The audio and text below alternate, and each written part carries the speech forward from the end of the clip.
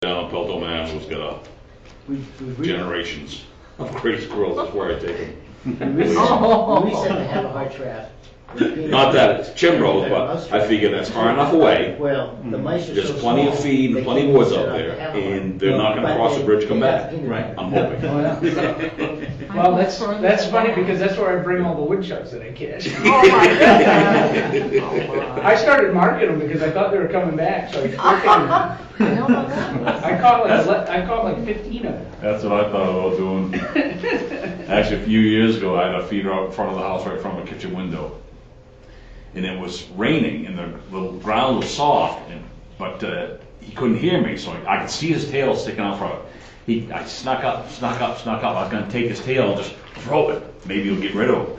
I reached up, I grabbed that tail, and he hung right on, and I pulled. And he runs down and takes off, and I have a hand full of fur. His tail was one rat whip that long, not a bit of fur on it. That's funny. I had to laugh. I went in and told my wife, and she said, no, you couldn't have caught it. No, honestly, I mean it. So I went a couple days later, I was just coming home from there, and she's in the house laughing, looking out the window. So what's the matter? I said, I saw you, squirrel. Yeah, I told you. Good, Tim. Good, how are you? Pretty good. Mr. Nichols, how are you? Good, you? Very good, sir, thank you.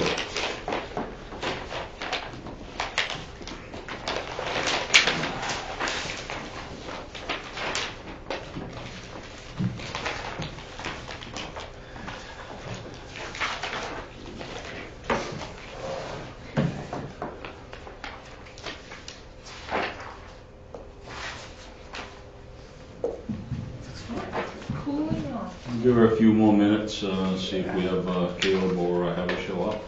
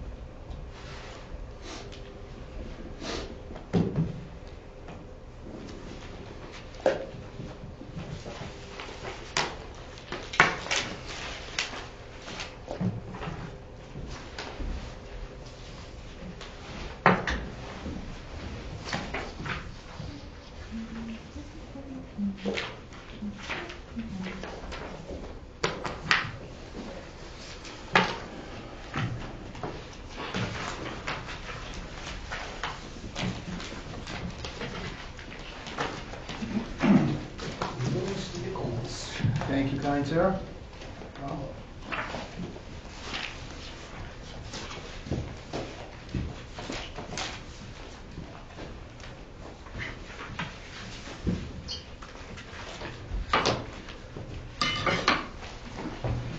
Still there. Evening, Chief.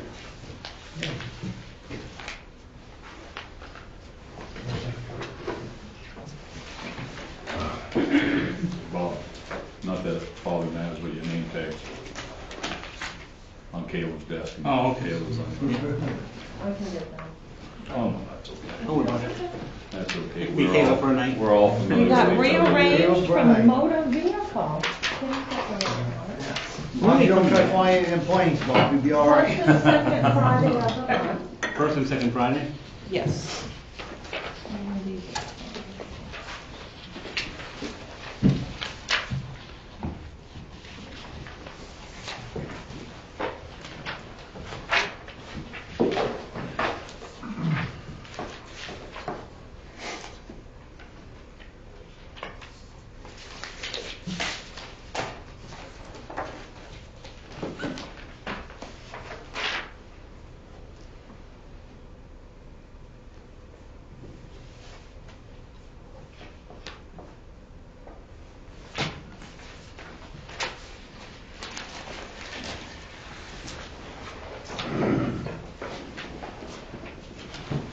I've already had him. You already got it? Yeah, thanks.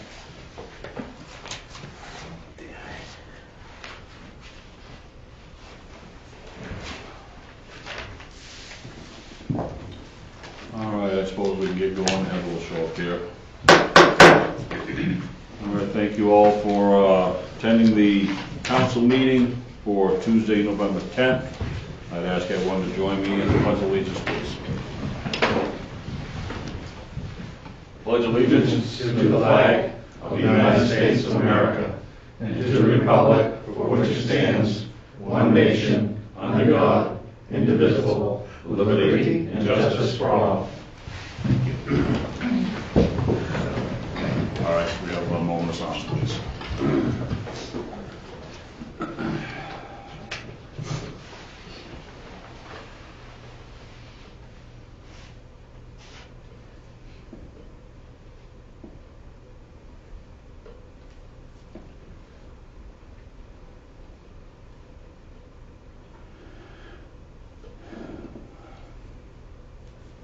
All right, thank you very much. I'll look for a motion from the council for the adoption of the minutes of the regular meeting on November 7th. Move we adopt the minutes as presented. Second. Moving to second, any questions or comments, councilors? Hearing none, since we're ready to vote, all those in favor of adopting the minutes of the regular meeting held on November 7th, 2018 as written, please signify by saying aye. Aye. All those opposed, nay. Ayes have it, minutes are adopted. Move on to number 3, presentations, congratulations, and introductions. Catherine, please. Yes, thank you. For community and economic development activities and events, some exciting items coming up. We have Innovative Specialties LLC opening. This is a ribbon cutting ceremony that has been rescheduled to Friday, November 30th, 2018. It was scheduled for last Friday, however, there was a storm. And people were coming in from Canada and several states, so it was canceled. And due to the Thanksgiving holiday, it was not rescheduled for this week for obvious reasons. So it will take place on Friday, November 30th, 2018 at the same time, which is 12:30, down at Innovative Specialties' new distribution manufacturing facility. And so anyone that would like to attend, let me know how it's now available to attend. Bob and Tim had mentioned attending, and anyone else that would like to let me know so I can call in the numbers. Yeah, put me on that list, would you? I shall. For now, I'm open. Very good. And we have a certificate that's being passed around to be signed by the counselors welcoming them to town. They've already hired quite a few people, and the paperwork for the grant is being reviewed by Kennebec Valley Council of Governments, because we sent them over to help with that. And so I will be receiving that shortly so we can close out the grant. Next item is Small Business Saturday, coming right up on November 24th, 2018. We'd like everyone to make the most of Small Business Saturday. One small purchase can make a big difference for neighbors, community, and the individual.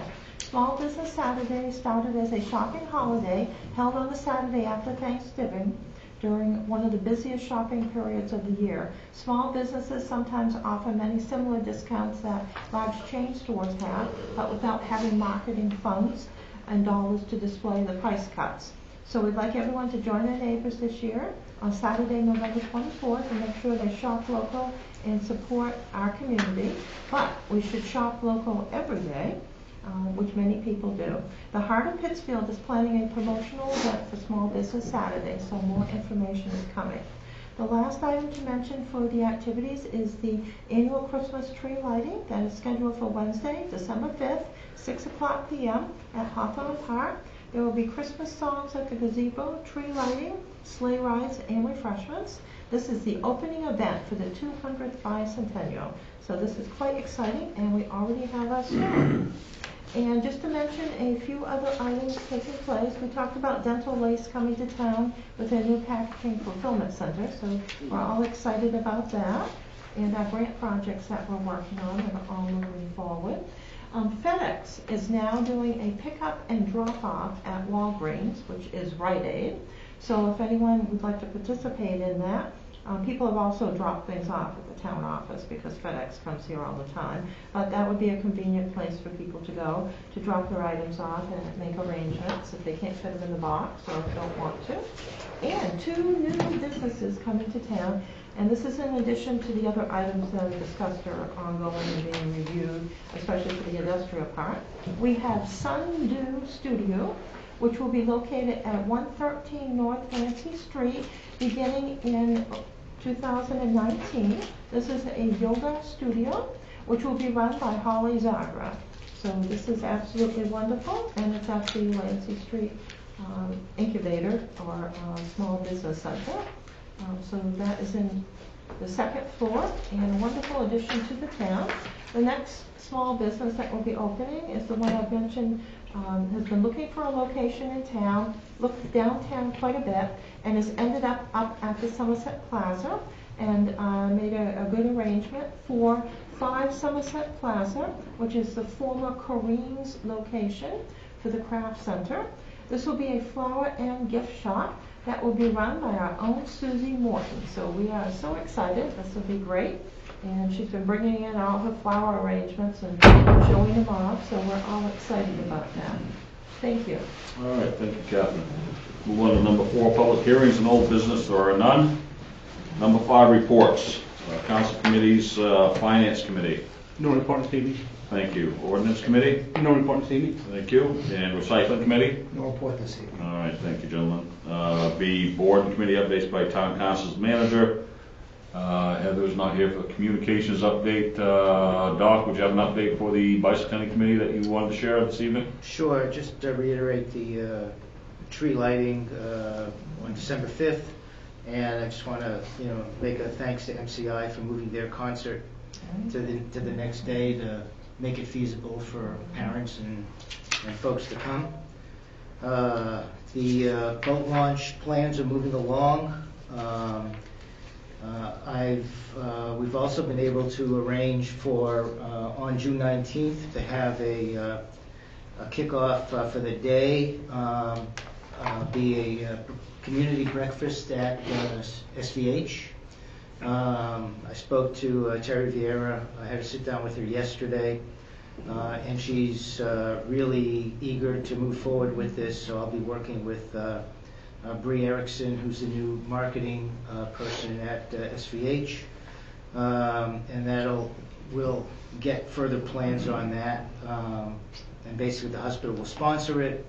It'll be probably at the old nursing home that they've purchased. I'm sure we're talking about having setups in different rooms and/or tours of the hospital with respect to basically the history of medical care in the community, since it's such kind of an integral part of the community right now.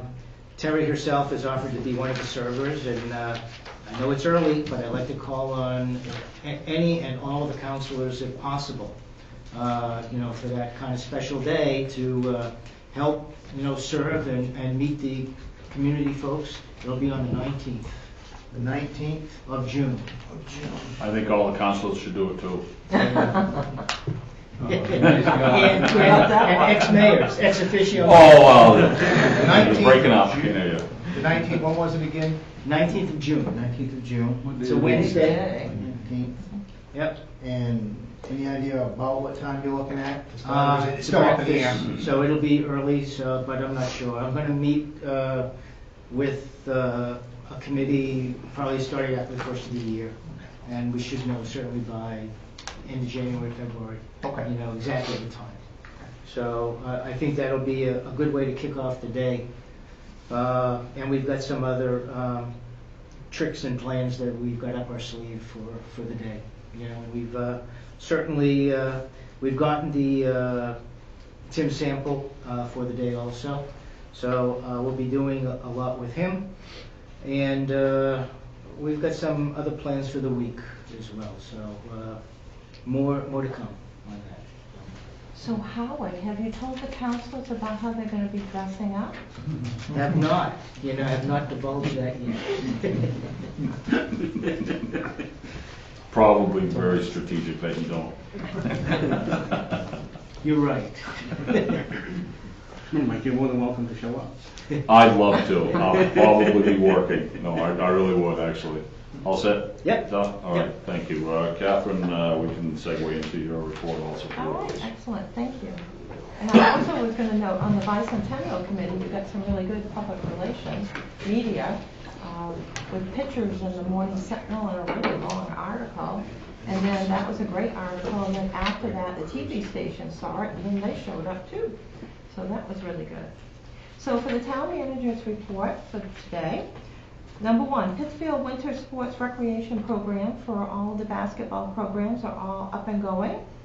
After the sign-ups, the teams were all organized, the schedules were done, and then the practices were canceled today. So the Pittsfield Recreation Facebook page has updates every day on what is taking place. Number two, Pittsfield Community Theater and Movie Lineup and Activities.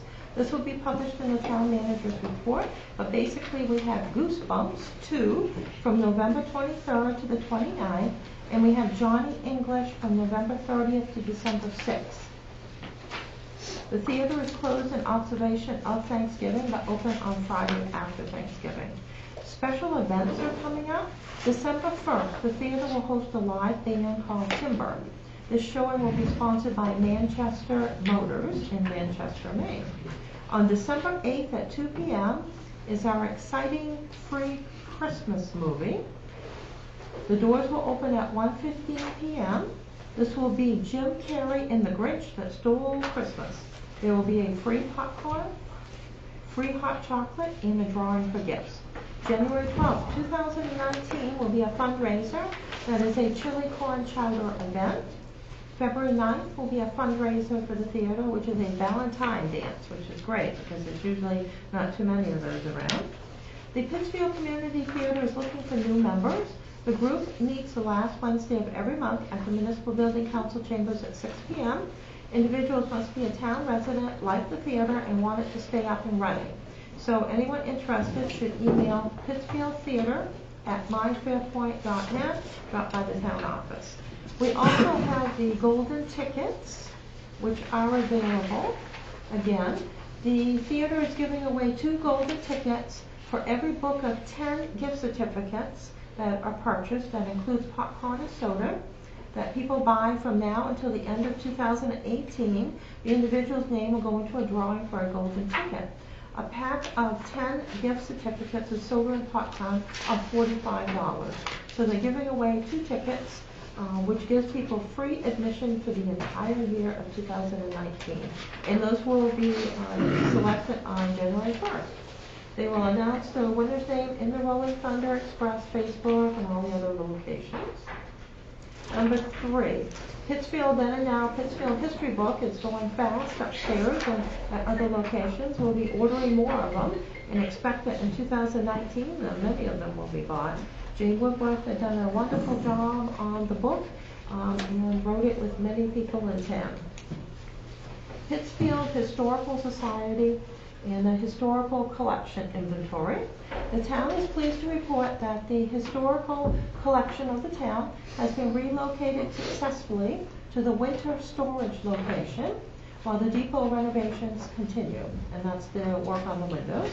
The final move came in under budget with a savings of over $1,600 and 5.5 hours ahead of schedule. We have hired Central Maine Moving and Storage, also called North American Moving Services. They relocated the Pittsfield Historical Collection to an alternate storage location. It was an expert professional crew, very good, great care with everything. And we'll be doing some unpacking starting tomorrow. So that will be exciting too. So we were very pleased with the efforts from everyone because the project was moved up from spring to, we had a few weeks. So the volunteers, many volunteers were involved, as well as town staff, and we thank Harold Sherwood of Chimbro, who was very instrumental in assisting us with this. So the depot renovations is a large project, and we're very excited by it. The goal is to have the exterior of the depot finished prior to the bicentennial, so that the building can be utilized for many generations to come.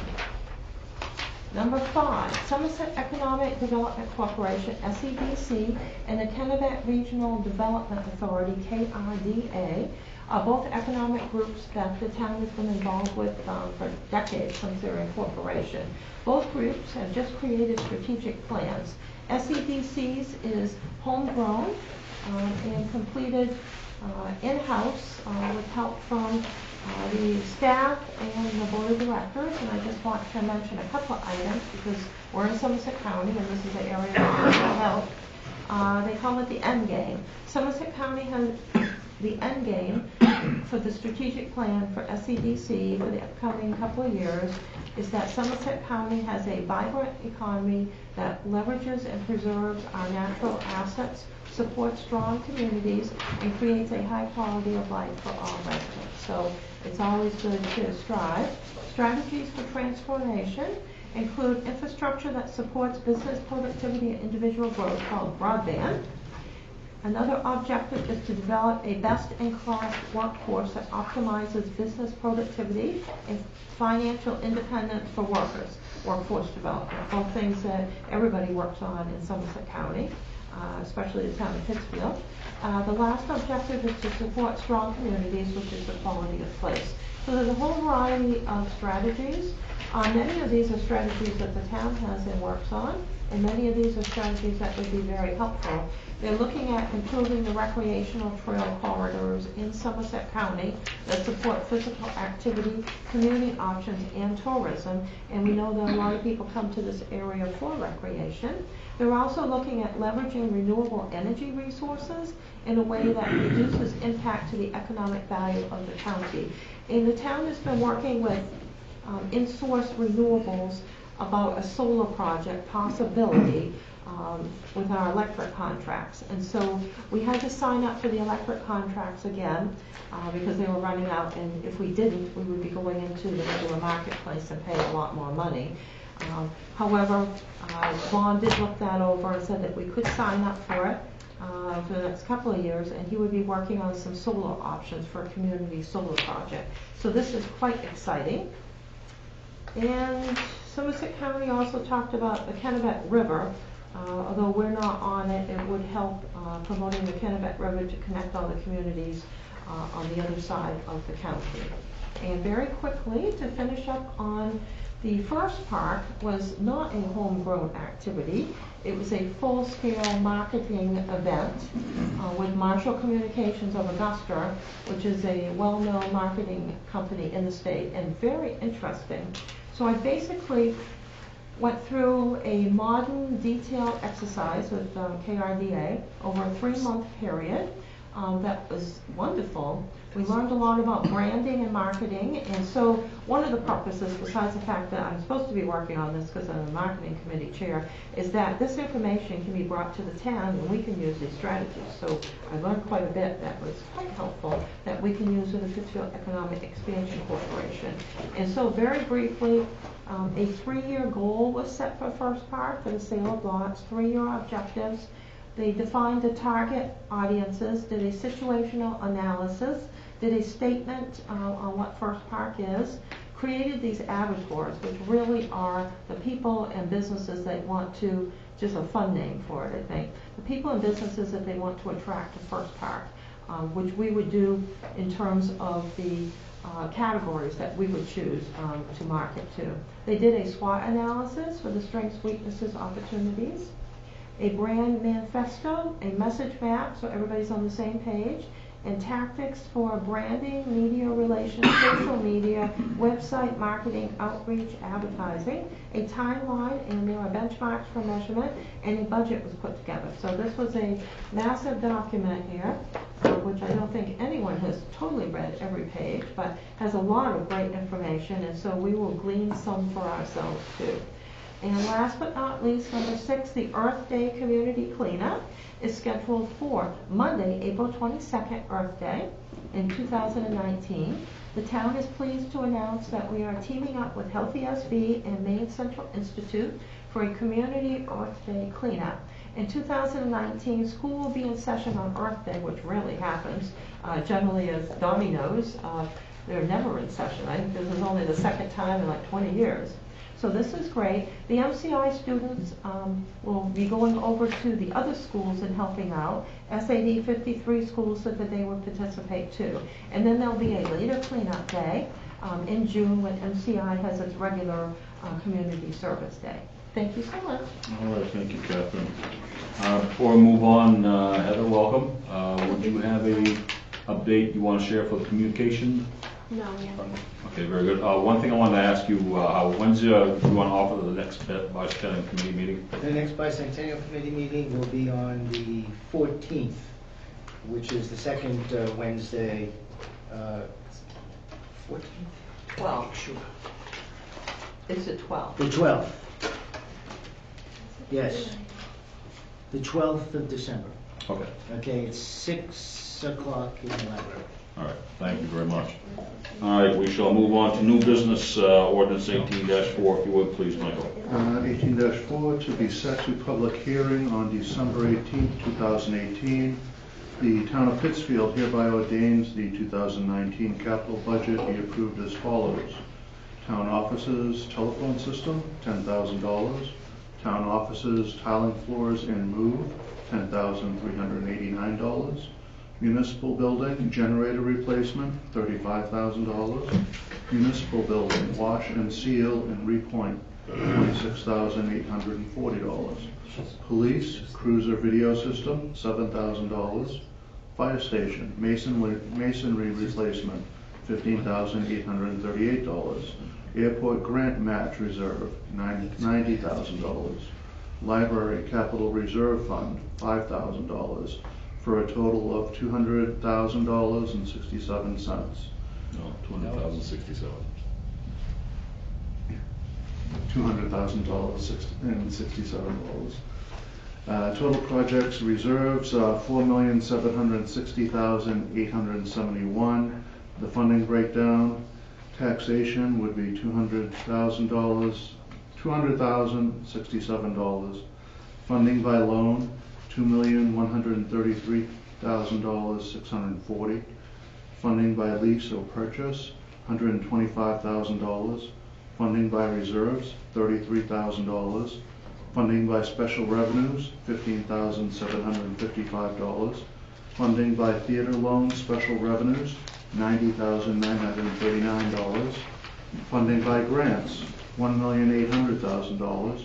Funding by other resources, $362,470. Total to be raised by taxation remains at $200,067. Thank you. I'll look for a motion from the council, please. We set ordinance 18-4 to public hearing on December 18th. Second. Moved and seconded. Any questions or comments, councilors? We're going to be going over this in our workshop tonight. Yes, we will be. Because we have to set this so early in the process to meet the publication, we just set the original budget for everything. All right, so other than the details, which we will be discussing later, any questions or comments about setting this to public hearing? All right, very well. Hearing none, I sense we're ready to vote. All those in favor of setting ordinance 18-4 to public hearing on 12/18/2018, please signify by saying aye. Aye. All those opposed, nay. Ordinance 18-4 passes. Ordinance 18-5 to be set to public hearing December 18, 2018. The town of Pittsfield hereby ordains that the 2019 operating budget in the amount of $3,312,339 be approved in the total sum of $8,073,210 be approved operating plus capital budgets.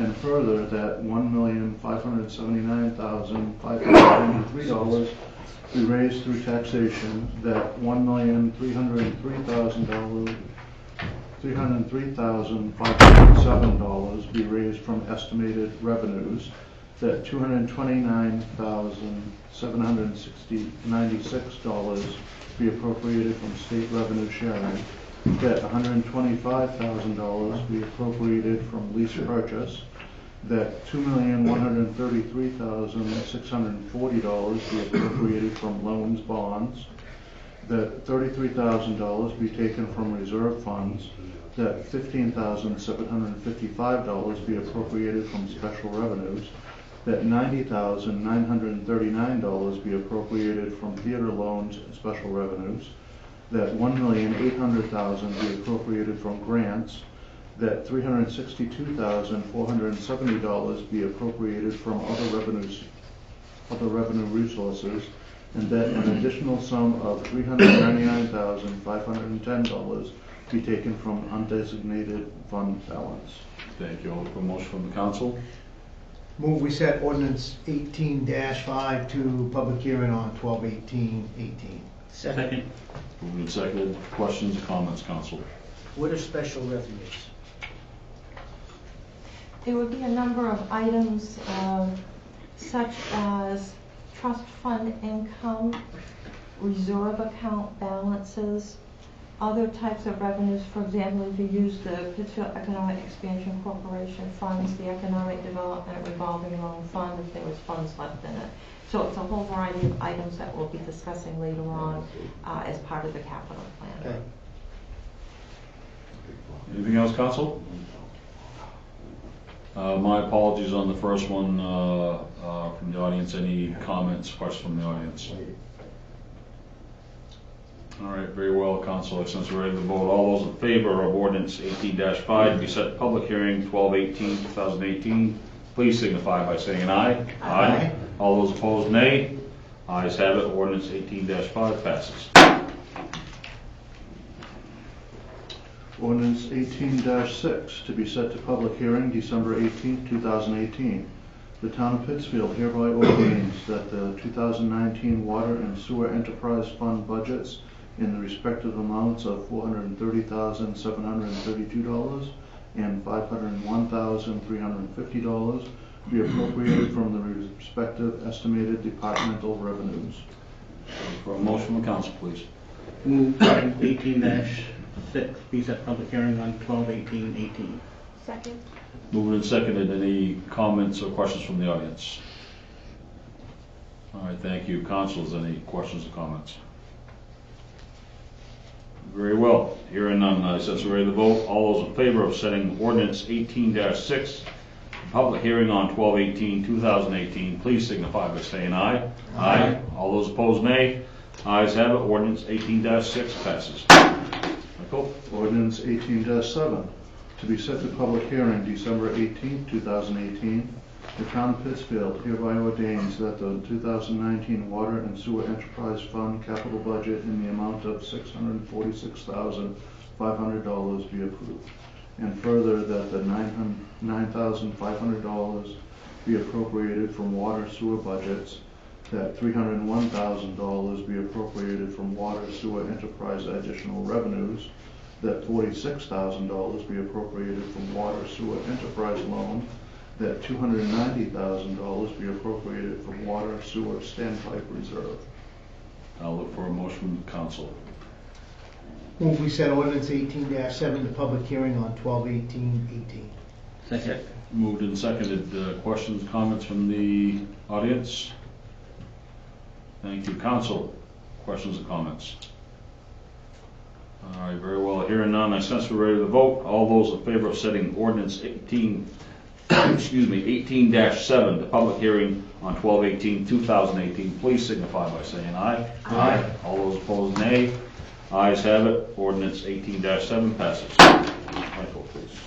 Resolution 18-106. Resolved that the town council review the request dated 10/28/2018 and received 10/29/2018 to determine the official width of the public easement on the discontinued town road now known as the Call Road. For example, Taylor Road and other names such as Old Huff Road, etc. And blank. Motion from the council. Move we adopt resolution 18-106. Second. Moved and seconded. Questions, comments from the audience? Very well. Council, questions or comments? Catherine, please clarify. Yes, this has definitely been an interesting issue and one that I have not seen in all these years. The town attorney was authorized to start research on this particular item, in which the property owner is on one side of a discontinued right-of-way, which does appear to have a public easement of a certain width, but in the legal documents does not have the width listed, has requested that the town set out and lay out the road again. Normally, a discontinued road would not be laid out again because you've already discontinued it for a purpose. The town attorney started the research, has run into some issues with that, has indicated that this matter is highly complex. It is going to require a lot of legal research. They believe they may have something for the next meeting, but it might not be until the second meeting in December. There is a significant issue with finding the information. There is a complexity of the missing records. In my other communities, we had the records so we could figure out items. Here you don't, but we found out at the last meeting it may have been because the old Union Hall, which was the town hall, had a leak that went into the vault, so that might be the issue. We certainly have searched everywhere here, and including at the historical depot. The attorney indicates different actions involve different risks for potential legal challenges, and those factors have to be included in the analysis. So they simply have not had enough time to review. All right, what was the intention of leaving that last line blank? In case we did receive a potential action, which we did not, so you can fill it in, other than instead of having to come up with a whole separate motion or wait till the next meeting. So just to water it down, the town attorney recommends that we continue on due to a legal obligation that's not going to be easy and it will be costly. Here's a silly idea. Why don't we ask the landowner that has a fence if we just move it? I mean, is that a possibility? It's not completely outside of the realm. I mean, this is getting to be a sticky wicket. We will stay within the original budget that was set. I don't think that's going to take place, but we can start that process. Do we know what type of fence it is? Is it an old beat up fence that's been there for generations, or? No, it's new fencing. It's a new fence. Mm-hmm. Is it along the road, or is it like a gate to the road? Along the road. Along, yeah. As a farmer, I wouldn't want to have to move my entire fence. Mm-hmm. It'd be. So it'd be the whole fence on the entire launch, not just a segment. Correct. Catherine, do they, when something like this happens, it's gonna sound like a dumb question, but sometimes these things can be, like he said, resolved. You sit down with an action plan, if both parties agree to it and put it in writing, and, you know. There has evidently been discussions between the parties in the past. Do you think that a third party mediator may help? Because they're not going to want to spend a lot of money, we're not going to want to spend a lot of money. If it's just a case of the fence being moved, that might be the cheapest way to get out of it. If we thought that would work, we would have pursued that avenue. I think we need the legal research so we see where we're at, but we're not going over the budget that was set. How much more space do they need for the logging trucks to be able to get in and out? Do they know? Not the exact amount, but from looking at pictures, we can estimate it. So are we talking like 8 feet, 6 feet?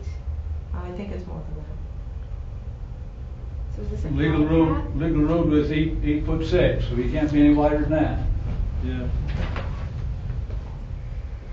Well, the question is, we don't know where the easement is.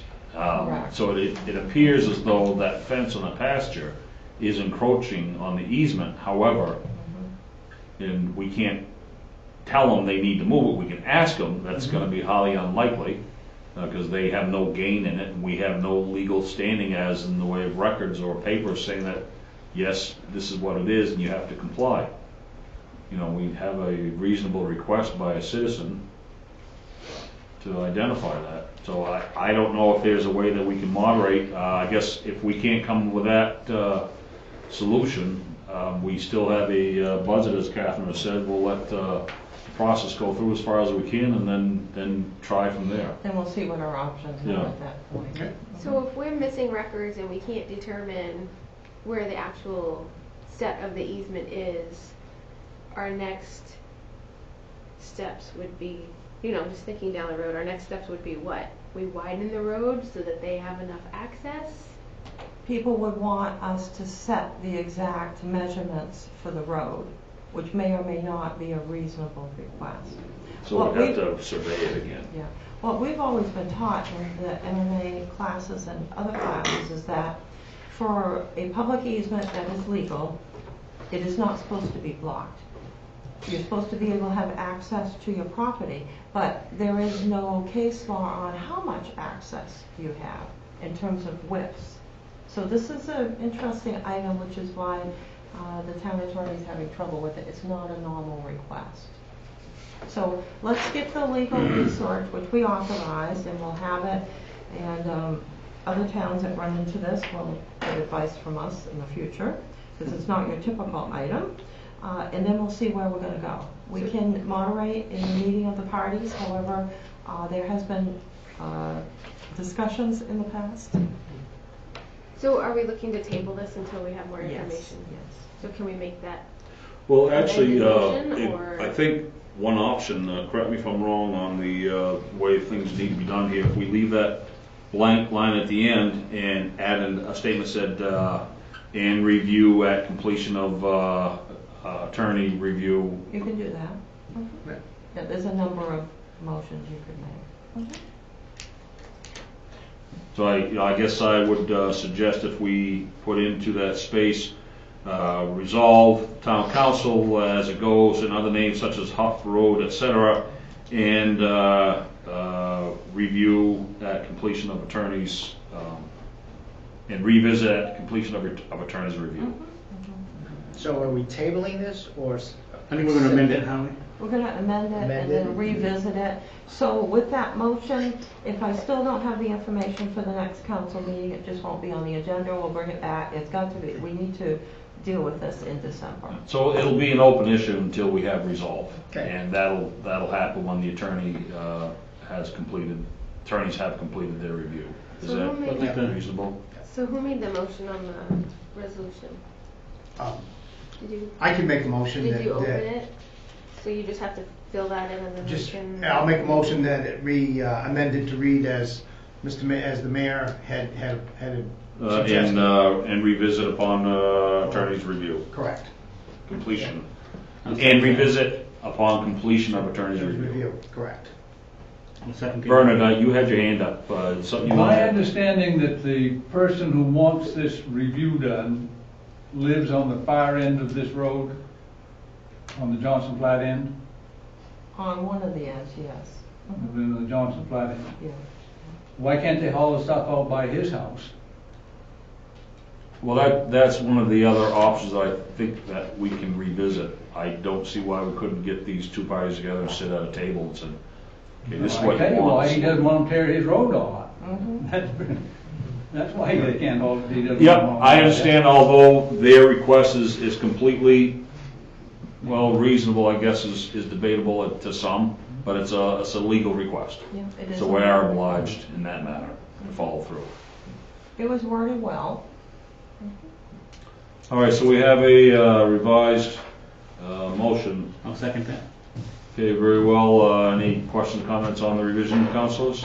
I was only going to note that there is a highway, a roads manual that everybody gets when they're first a road commissioner or a town manager. And so this is probably an item that can be added to that for the Maine Municipal Association. You know what not to do. What not to get. All right, so since there's no questions, since we're in the vote, all those in favor of resolution 18-106, with revised statement and revisit upon completion of attorney's review, please signify by saying aye. Aye. All those opposed, nay. Ayes have it, resolution 18-106 passed with the revision.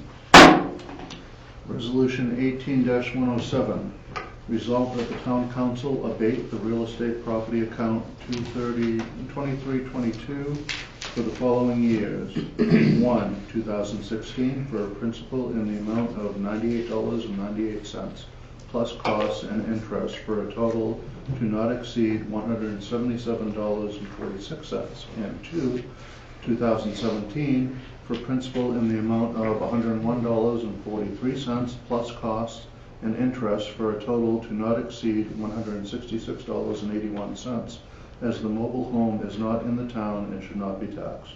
I'll look for a motion from the council, please. Move we adopt resolution 18-107. Second. Moved and second. Any questions, comments from the audience first? All right, thank you. Councilors, any questions or comments? When was it removed? Yeah, where exactly is this property? All right, What's the property so in question? there's two of these. The first one is at 20 Cliffbrook Court. So this is a mobile home that was placed on somebody else's property. The people are indicating that it was not there for these years. The individuals that owned it or have the property did not come in and tell anyone that. They didn't pay the taxes up like they're supposed to. The trailer was just hauled out. And this does happen from time to time. Both of these are older mobile homes, which just were hauled out. And we find out about it later on, years later. It's still there, still sitting there. We've been contacted to burn it. The assessor said it was hauled out. He's the one that gave us the information. We've been out and looked at it, and one wall has been kicked right clear out of it. You It's a couldn't piece move of it, junk. except in pieces. Yep, information from the assessor. Interesting. So it's probably unlikely we'll be collecting taxes on that as a standing building though. Well, it was during that time frame. This happened fairly recently when the people that lived there were evicted. They decided to make sure nobody else lived there when they left. How recent was that you did see the days, weeks, months? September time frame probably. Okay. End of August, 1st September. Okay. How recent was the information from the assessor? Oh, we just received it. Okay. So Last We didn't. 2 weeks ago. all Still right. there. The guy that owns the property has been after us since then to burn the thing down and get rid of it. So if it was in place in 2016 and 2017, then we shouldn't be abating the taxes that were paid for that period of time. Well, this is new information. We can pursue the property owners. I'm not sure how well this will work because once the property's foreclosed, because the 2016 tax liens were foreclosed in December, the town will then own it. So they haven't, this is not, they've paid it and they're asking for an abatement after the fact. Correct. Yeah, they're just not paid up. So what is the costs and interest part? Is that just on our bookkeeping? and That's on our things? bookkeeping part, yes, and I've worded it that way specifically because there's two different opinions from MMA. One, that you have to have the costs and interest also abated off, and then there's the philosophy that all you have to do is have the tax lien or tax amount abated off, and then wipe out the costs and interest in the TRIO system. So I'm getting that clarified, so we can do it whichever way is required. Bernie, do people put in like a written request to the fire department to do things or anything like that? Or is it just they give you a call and say, hey, can you come Usually do they this? call. Is there any record keeping on your end of things that is done as far as keeping track of when you're contacted to do stuff like that? You're thinking if there's a To letter show in writing, to show historical. shows that they own Well, that's it. what I'm wondering if they're. Well, the people who own the trailer do not own the property. Yes, that's the problem. But it sounds like the town's gonna end up burning it and hauling it away one way or the other.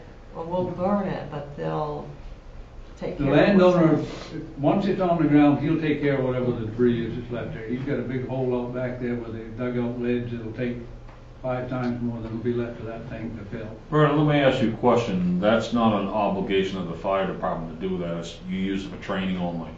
Do you normally use mobile homes for that type of training? We've used mobile homes, they're also sitting on this property is a Class C motor home. that we've been given to play with. So the land, real estate, property taxes are all paid by the landowner, and up to Correct. date, it's just the property taxes on the personal property of Correct, the trailer yes. that's It's difficult to Good to know. deal with the mobile homes that are left on somebody else's property. right. So they were just renting the lot. Yes. Tim? My question is, it's gonna sound like a stupid question, but if it's sitting on somebody else's property, and the assessor says it's there, Vernon knows full well it's there, the assessor says it's not there. I don't want the town to own any claim in this at all, but on the other hand, should we pass this if it's not correct information? That's the other thing. Should we, I don't wanna table it and then have us run into a problem, but at the same time, should we pass it if it's not correct information? So the owner of the mobile home supposedly is not the owner of the property. And so they want the mobile home off. The people told the assessor, or there was some miscommunication, that the mobile home was gone for these 2 years. But I guess it will be gone once it's burned. It just wasn't correct information. Oh, it'll be there, just in a different state. So this Question if I could, I don't mean to interrupt there, Heather. So maybe I'm simplifying this once again, the way my mind works. If there's property, belongings, or an item on someone else's property, what is the town's obligation for removing someone else's property from their land? Well, once the tax liens mature in December, it will be the town's property, which we do not want. Okay, so I guess the answer is that it's considered a dwelling, and Yes. it's not just a piece of Uninhabitable. property, it's a dwelling. It belongs. Okay, Uninhabitable, all right, yes. thank you. We've had other mobile homes that are on people's property mature, and then the landlord has called up and told the town to haul it out. So then we've entered negotiations with the landowners and eventually worked that out so that they paid the taxes up and took it. I don't think that's going to happen in this case because it's uninhabitable. Have we had any communication from this Anthony Cross, the owner of the mobile home? I would have to look at the assessor's records. Again, the assessor indicated that it should be abated it for the 2018 year, indicated it wasn't there, so. It sounds like there's a bit of confusion here. I would recommend we table this and wait for clarification to resolve the Mr. adoption. Mayor, can I ask a question? Is the landowner asking for the abatement, or is the person that owns the trailer looking for the abatement? I believe it's the trailer owner, isn't it, the dwelling owner? No, it would be property owner. And probably that's what, they did abandon, that was Yeah. abandoned like 2 years ago. And the people So they can't just be left found. the owner of the property. We ran the name and haven't been able to come up with, any place to send the certified slips to. We've sent it to the last address, which is at this property, but we're not connecting with these people because they are long gone. So does the landowner have the right to dispose of this if he technically doesn't own it? Isn't it his responsibility to track down this person to have the property removed? Because he doesn't own it. If he owns it, then we should be sending the tax bill to him. They say they don't own it. It's a piece of property that was on a rented lot, and the people are long gone. And we were told that mobile home was long gone, but evidently not. Do you tell him possession's 9/10 of the law? You don't want it.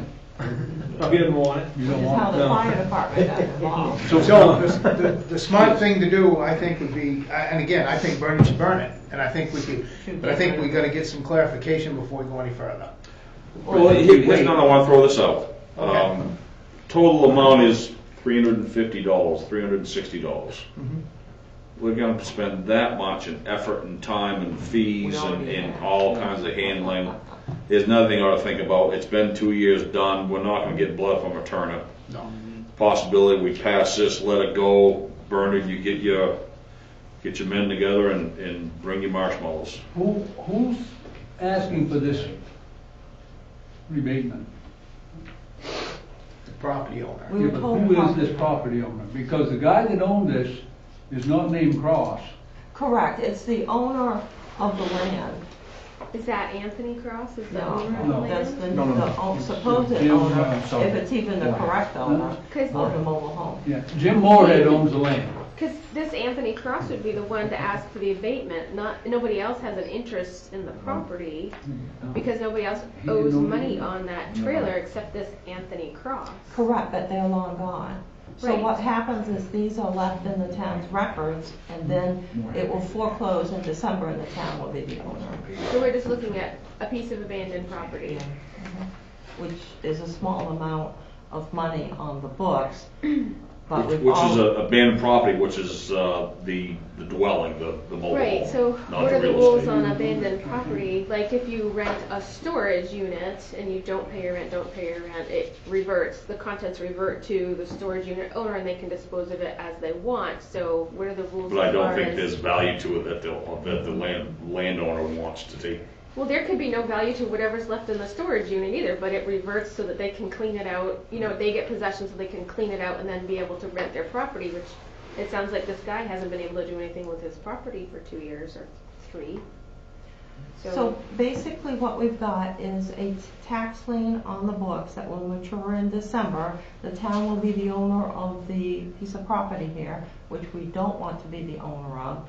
It's going to be burned at the request of the landowner to the fire department, and we'll be left with monies owed on the books. One more question for clarification on it. It's just a simple matter, but it's a very interesting one to talk about. Is there any possibility that if we, let's say, pass this, the fire department does use it for training and it gets to the ground, gets cleaned up, would the property owner ever show up again and say, hey, that was mine, you owe me $15,000 of value of that mobile home?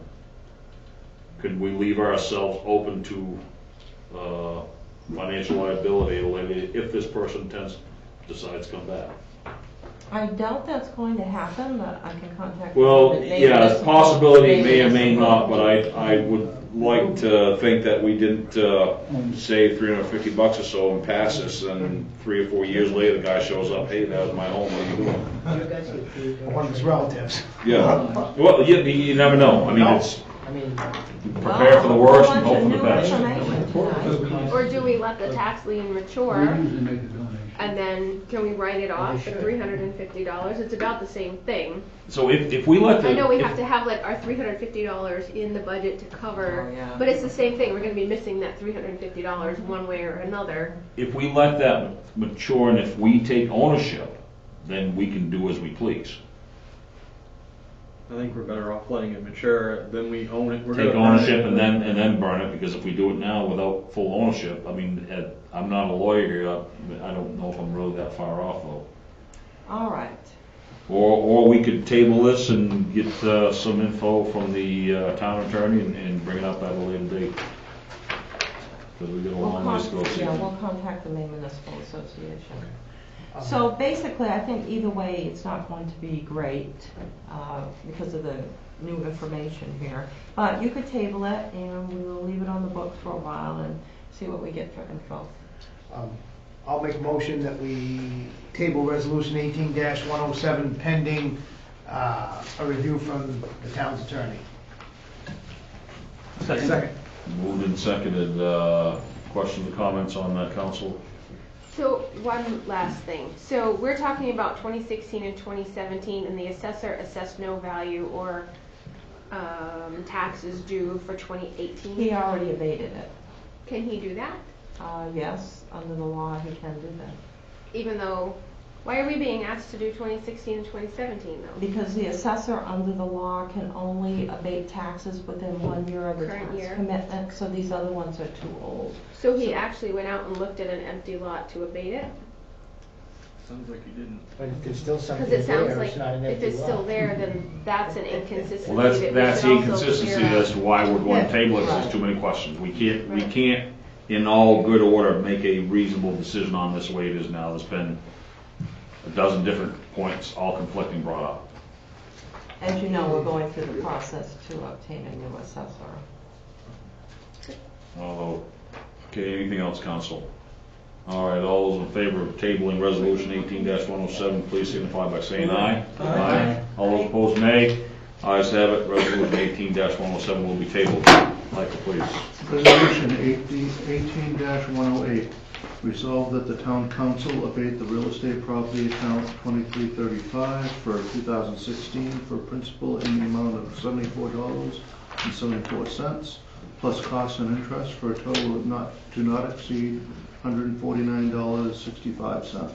As the mobile home is not in the town, it should not be taxed. We think it isn't in the town. I'll look for a motion from the council, please. Move we adopt resolution 18-108. Second.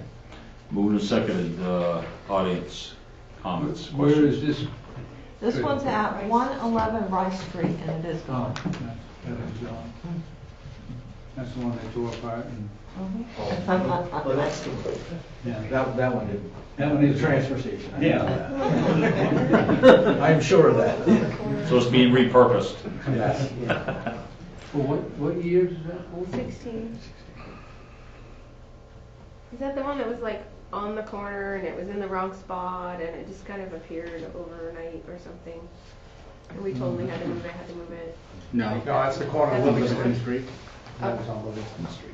Which they've been doing work on that lot too, by the way. Yeah, that's right. Mm-hmm. So, about resolution 18-108, any questions or comments, councilors? So we definitely know it's not there. Yes. It hasn't Yes. been there. Yes, this one was torn apart by people.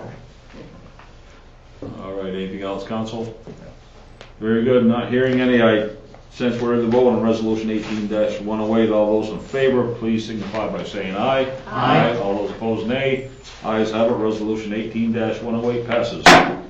Michael, please. Resolution 18-109, resolved that the town council authorize the town manager to execute a lease agreement for 110 Honeywell Avenue at $0 lease cost to the town to house the historical records and archives of the town until the windows being restored at the historical Pittsfield Railroad Depot are installed upon approval of the town attorney. I'll look for a motion from the council, please. Move we adopt resolution 18-109. Second. Moved and seconded, questions or comments from anyone in the audience? Very good, council, any questions or comments? Sounds good. Yes, Right. and generous offer. Hmm. All right, anything else? It's not an old leaky basement, is it? No. We'll check it before spring. All right, hearing none, I censor the vote. All those in favor of resolution 18-109, please signify by saying aye. Aye. All those opposed, nay. Ayes have it, resolution 18-109 passes.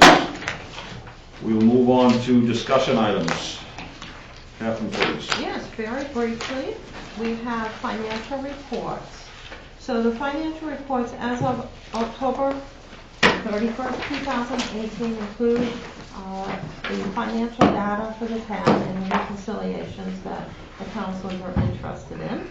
And so, for the budget and revenues, we are through 83.33% of the calendar year of the budget process. We have spent 76% even of the municipal budget and 69% of the municipal water and sewer, which makes sense because the depreciation and transfer entries are made by the auditors, so the percentage would increase at the end of the year, and those are entries that only the auditor can make under the law.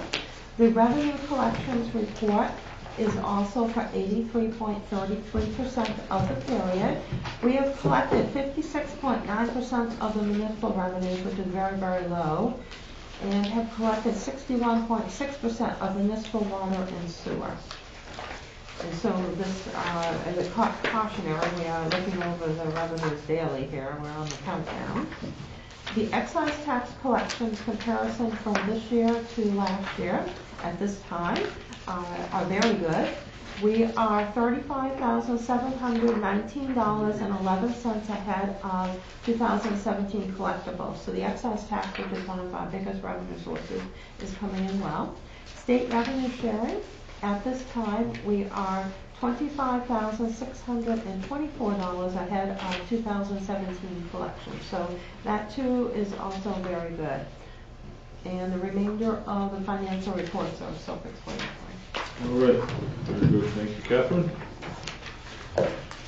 Other reports? We're all set, thank you. All set, very good. Yes, we try to All have right. that all these during budget time. That is terrific. Okay, we shall move on to number 8, reports. Anyone in the audience? I'll start with ladies first on my right. Anything you'd like to share? Absolutely. So I just wanted to give a little report about community television and PEG media. On October 3rd, I was part of an expert media panel invited to the Maine Municipal Association's annual convention, and Tony Vigue and Mike Edgecombe and I presented to municipal representatives who attended, and we guided them through the franchise renewal process, as well as informed them on upcoming legislation both statewide and at the federal level that impacts all municipalities. Primarily, Senator David Woodson, who got reelected and is moving forward with the Maine State Non-Discrimination Legislative Bill. And it's designed to protect municipalities and residents, specifically subscribers, and address the channel slamming that Charter has been embarked upon for about the past 18 months. So basically anyone with a channel has been or will be pushed from their local channel in the lower digits up to the 1300s, which is kind of like Siberia in the television world, and especially it impacts our seniors and people who just don't understand the technology. They will be required to have special boxes. So there's some initiatives going on at the Portland-based level. Can I ask one question? I'm sorry, and I'll let you continue. What do you mean by channel slamming?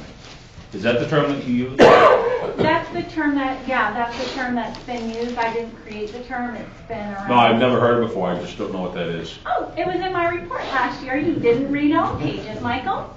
I read your report. So, anyway, so it's because basically Charter Spectrum, who by the way made more money than Apple last year, really wants those lower digit channels because they can, use them for shopping channels and such rather than having your local municipal meetings or television shows produced by the community have on those channels. So we're encouraging all municipalities to really pay attention when they're involved with franchise renewals because it's eliminated from the contract. There are some towns that just signed the boilerplate contract and they have not only the channel removed, but there's no way to get a channel now because they signed the contract. The other, so there's a lot of detailed information. I've been sending all the counselors the information, and I know Tony's the former president of CTAM. He's been sending all of the town managers. So I know I've been BCC'd on a lot of the emails that's been going out. So I know Catherine also has a lot of the information, both statewide and the federal level. The federal level is, just to tie up the Senator Woodson bill, it's also going to address things like in the contracts that towns sign, it says how many houses per section they're required to make sure have cable. And that's really important because I don't know about all of you, but it affects internet, it affects cable television, and when the kids get off the bus, my at-home office no longer has like the high speed that I pay for because everyone's on their devices. And if Spectrum was doing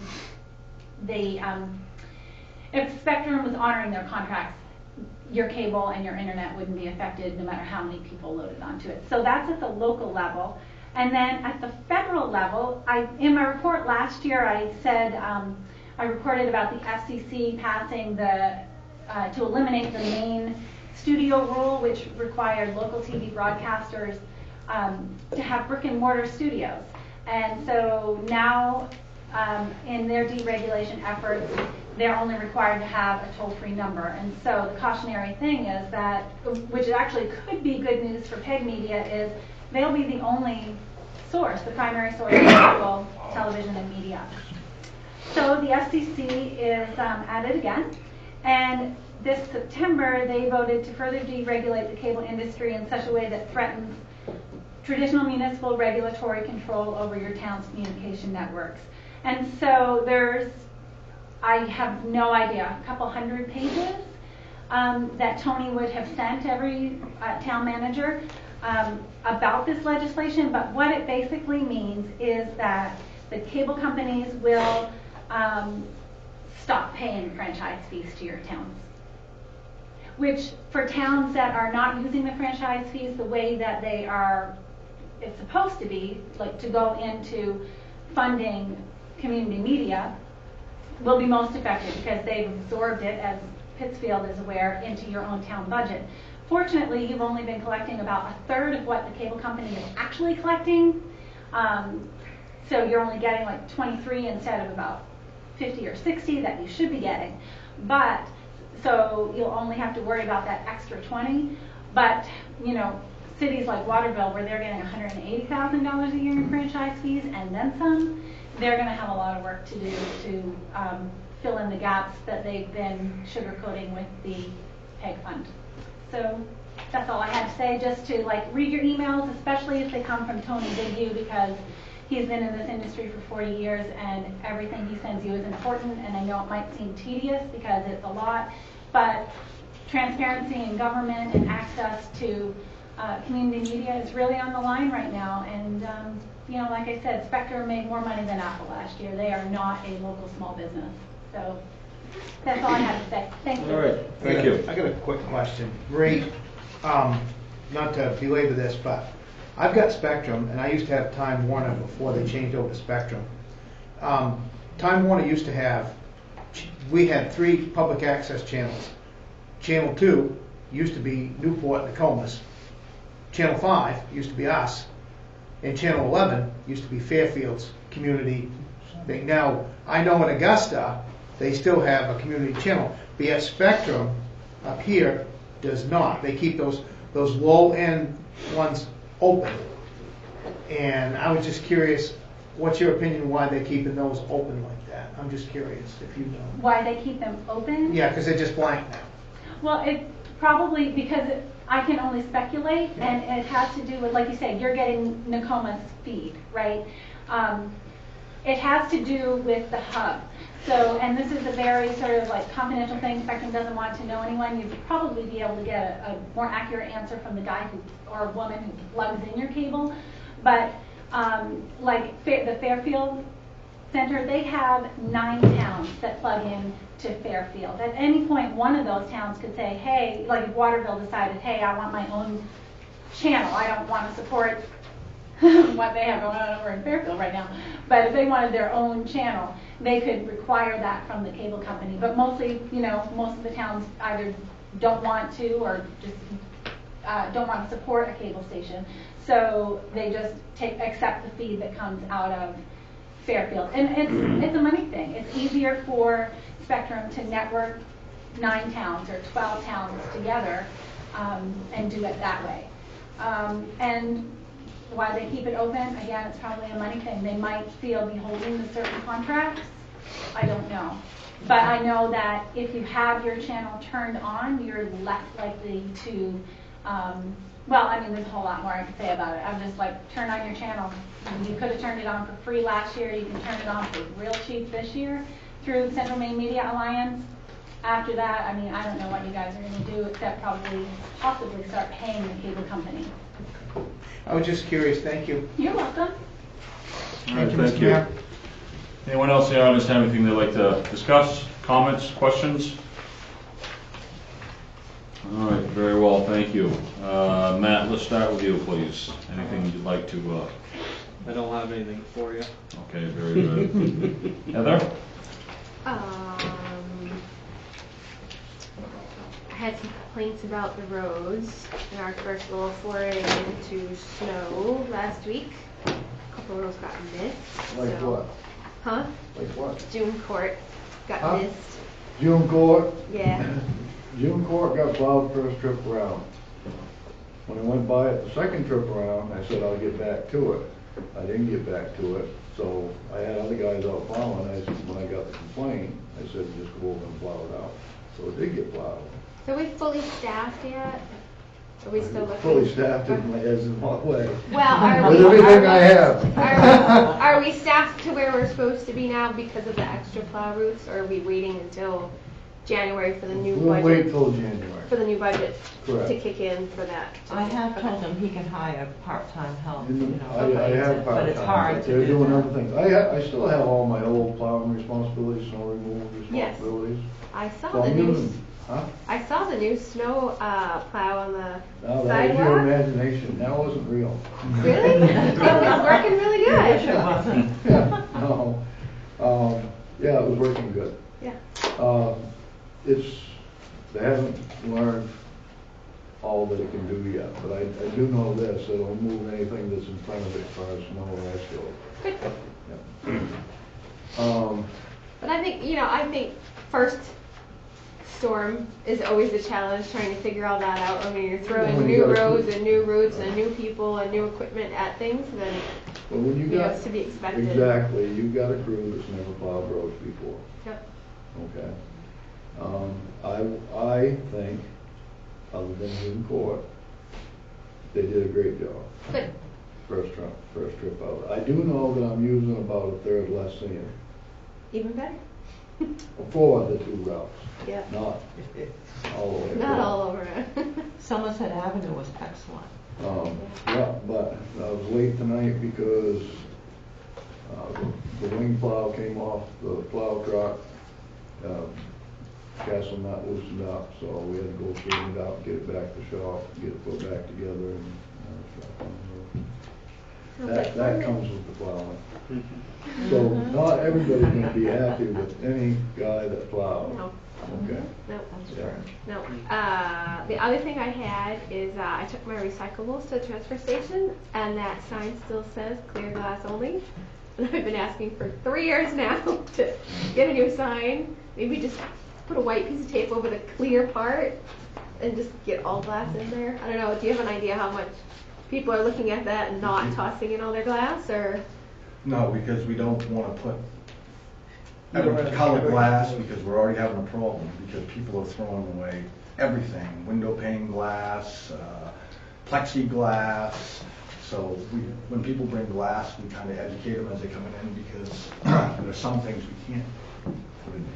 But it gets all crushed and used for fill now, right? There's still some. Obviously not like window panes, but like So window colored pane bottles. glass, window pane glass, porcelain, we can't put porcelain in with a fill, they don't want it in with a fill, that's gotta go in an inert site, so we gotta segregate that stuff. So it's one of those things that, it's just like plastic, we tell people 1 through 7 plastic, and we got stuff that's 1 through 6 styrofoam, and now we got people throwing styrofoam, and so we try to keep it as simple as I can, so we're not Okay. having that massive influx of because once we do it, then you've got, one of the things that's happening is Palmyra has pretty much done away with their recycling program. We're getting a lot of people from Palmyra wanting to use our facility to bring recycling, and they're bringing a lot of stuff that, because of their single stream, that we're packing them back out, that, with their baskets half full, saying we can't take this stuff. Well, so-and-so told me in Pittsfield that they throw this stuff in the bin out back. Well, they're not doing it right. Yeah. You're throwing it in there, that's supposed Yeah. So it's still a learning curve, and we encourage people, I don't know if you know this, we got 3 barrels here now, we encourage people to come in, we tell them if you got brown and green glass, we are accepting the brown and green glass again. Okay. Because we are using it for fill, we're just trying to keep some of the Other stuff. other stuff that doesn't belong in there out.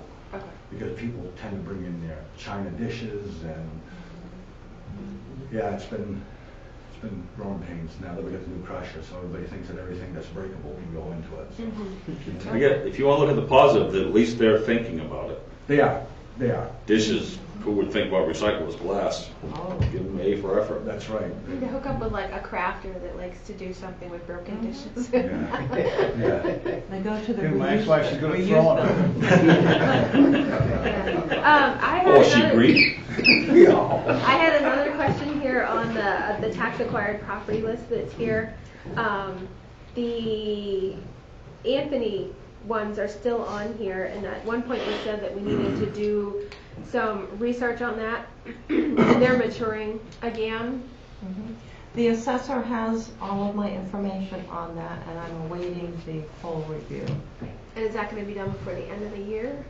I need my records back before the assessor departs. Well, that's what I was thinking. Is he going to complete the project? Because it's something that's been kind of hanging out there for It him has to work been on. hanging out there, yes. It will be resolved. Mr. Anthony has actually made a proposal and has a bidder for the property, so things are improving here. Okay.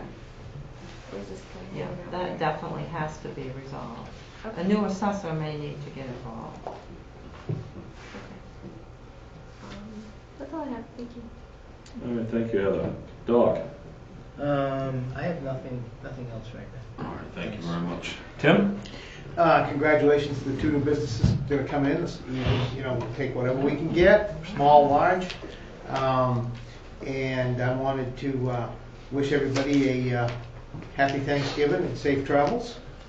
And that's all I have. Thank you. Caleb? I'll accept your note for being late, okay? Yeah, so my wife's hurt her back. Every time we have a baby, the baby gets to like the certain like size where it comes like the critical mass, and then it's like, you know, super cute and pudgy, but they're really heavy too. So she's at the sore back stage, and she did like that simple putting her socks on thing, and like, so we've been fighting that for a little while here. So she was in a little bit of pain tonight, so I decided to stay and tuck the kiddos in for her. So Completely understood. yep. So I apologize, but worked out good. She was happier. Don't feel bad. Well, your kiddo's 42 like mine. You don't have to worry about that. No, you're still carrying them. You're still carrying them. Oh man, it's definitely super fun. It's pretty neat. But All set? Yep, thank All you. right, Caleb, thank you. Bob? Hello. Good evening. I just have a few things. Audience, congratulations. Thank you for being here. I know that's taken like thunder, but It's okay. it's good to see people in the audience. It always is, and we don't always have it. So thank you for coming out. Thank you for staying to the end. That's the main thing. I just have a few more things. Look forward to the tree lighting and the kickoff of the bicentennial. Looks like the committee fruits of the labor about ready to be paid off here. I'm sure we're going to have a great year. Thank you for all your hard work that you put into it. I'd like to congratulate the two new businesses coming to town. Like Tim said, it's always great to have new business. The hospital, the breakfast on the 19th, I'm not sure if I can be there. I think that's the week I'm on vacation, Howie, but I'll check and I'll let you know for sure. Cancel it. What's that? Cancel it. Cancel it. Yeah, I'll let you know. I'm not sure. They moved things around this year. So You've got plenty of time, right? Yeah. I wasn't here at the last meeting, so I'd like to congratulate Heather and Tim on their re-election, and Deb Billings on being elected to your seat, right, Mike? Yes, sir. And Catherine, I'd just like to keep up the good work upstairs. You and the staff up there do a great job. I always have a pleasant time in the committee office. I don't ever hear any bickering or yelling or screaming or anything. Everybody seems to be doing their job and doing a great job and happy, and that's all I have. All right, thank you, Bob. I also want to thank everyone for showing up. Really appreciate it. Some have obligations and some don't need to be here, so thank you all very much. For the record, I do read the reports, every one of them. So there.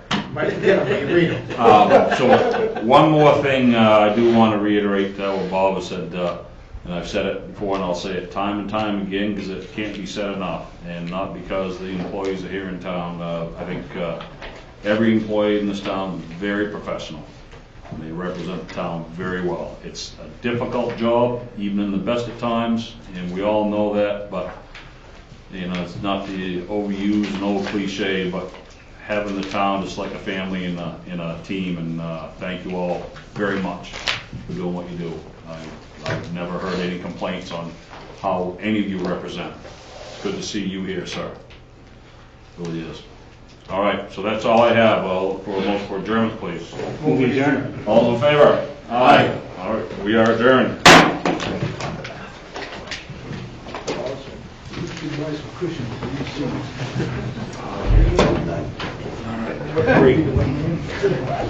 Do that by us. Just kidding. Get that. Why cushy when when you gotta sit in the front row. You want it cushy when you gotta sit in the front row. Can't be hiding in the back.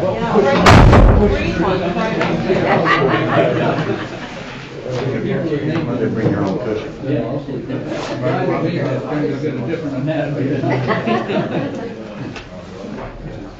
Those black ones are more comfortable. Are you finding it harder?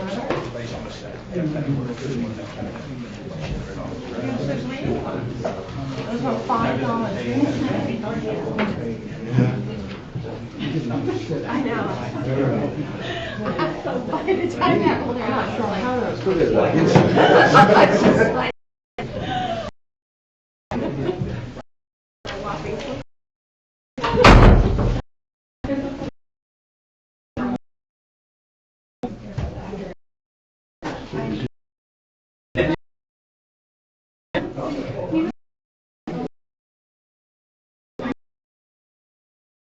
Oh, yeah, no, I just.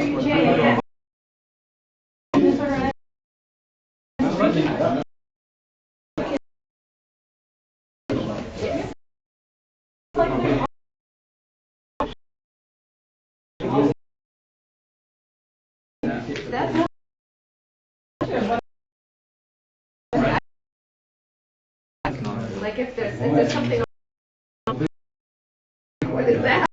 I'll Google it. Too. You know, business voter is the only document I've ever seen. It's really nonpartisan. Like it says, these people, this is their responsibility. Like these are the things, yeah, It's too bad that we wouldn't something like that would come back out of town. Yes or no to, and this is what it says. This is actually what it means. And it's pretty. I was looking at the NPR had the today series with, and I've been trying to listen to a lot of their I'm not getting that much weight. and then they had like a chart. If it's a psychological thing to make me go on a diet, it's not working. And this is how they responded, and it was organized. Not very well. Trying to compare, like. He died, She died.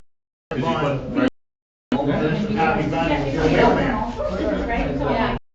She was the one. She was She has to stand short. She will stand short, basically. Stand short and don't roll out. Well, you know, it's funny that I was really we're not. Sorry, I don't need. I'm all set. I'm just. I don't really. Last meeting. With my name and everything. Next. It's illegal to do that. I got two. I'll stop doing that. I thought we gave up a year ago and he doesn't matter. I think we're all set. Yep, this. What's that? Why is that out? Yeah. But, yeah, no, that, no, how you got, he was the mailman for years, and years, and years. And I was. Him, Buckley, and, Yeah. Well, And, that's what I'm saying. You like 21 Hills. I can remember, that was the first time I ever seen him. This cat and his dog grabbed his cat, and I well, that was first, I'll be gone, he put a pepper spray into him. It's the first time I've ever seen the dog get pepper spray.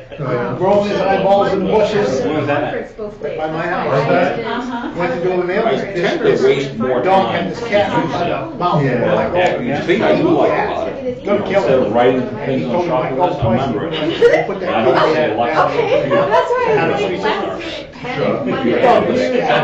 it comes up on my phone. So I That know dog, I can at him. hit it, takes it off. Hit it, takes it off. He come on the front of the street, and all he was doing is just. Then I found that I put my phone down and looking on the shelf. We don't put my phone. It's too bad. I'd rather read a piece of. Not that I'm cell phones. Yeah, too bad. I like that. It was business.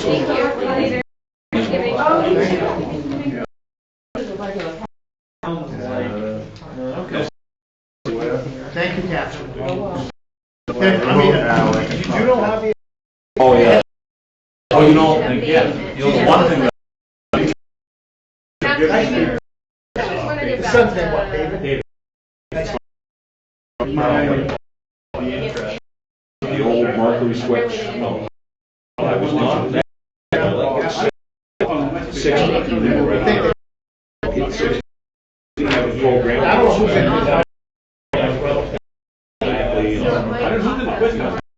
Do that. or not? To me, that makes sense. Yeah. You'll own that. Where's that? Using domestic hot water.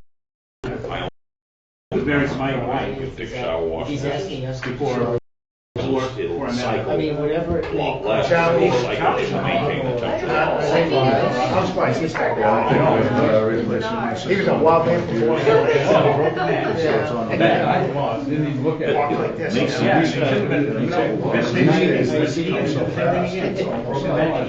Boy, he's lucky he's still alive. Well, the only Yeah, I think that'd be the end of that. Kitchen That'd be the end of my skiing far time. into the house. Oh, you wouldn't have to do it more than once. What you have to use, why Told waste them it no, now? but they don't do it. Try to get Yeah, that yeah. right. I always run hot water before I start fish No washing. sense whatsoever. That one weighs about 30, Cold 35 water, gets pounds. in there, just cycles and it's cold. Four stroke the same size. The next meeting. It's almost 100. It doesn't. Look at that, Brian Wilson concert. How was That that? section we started with, what he went down.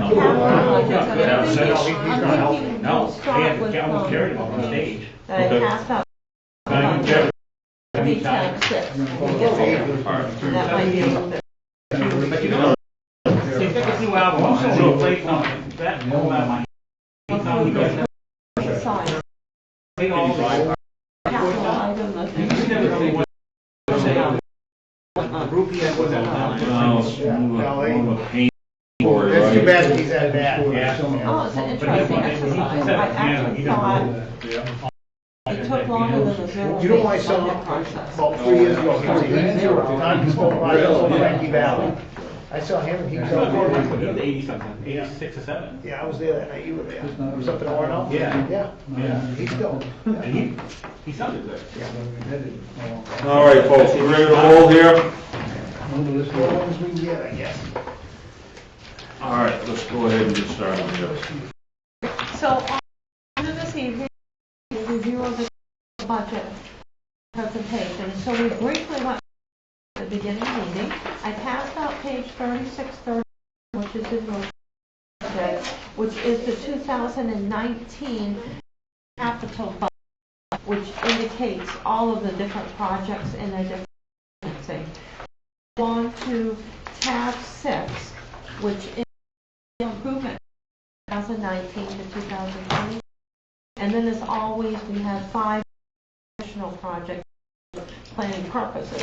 Now usually the capital budget is a lot less than this. However, we have the project of putting everything together is needed in the view of department heads, board and committee members, councilors, etc. So, starting with... Sorry, can I ask a quick question before we start? Yes. Are the workshops also being transmitted? Yes. They are, okay. As much as they can be until the high-speed internet changes. We have different internet coming shortly Oh, okay. to make it better. Did they fix the sound? Did they come back and fix the sound? They modified the council camera, they turned off the audience camera, so now it's just the one stream going up. And we recorded the planning meeting the other night and it looked pretty good. Oh, okay. So, yeah, even without the cable upgrade, it was still looking good. But once the cable I'm sorry, but once the cable upgrade's in place, then they'll both work? It'll be Yeah. much better, Yeah. yes. Okay. But can they still see me? Oh, you're front and center, yeah. Good. I'm good then. For the next month and a half. For the next month and a half. Show us your good side. Sorry, Thank I'm you. sorry, let's continue. All right, very good. So the capital budget for 2019 is funded by a variety of items. And so we'll go down through pages 36 to 37 briefly just to get the overview, and then we'll go into the specifics.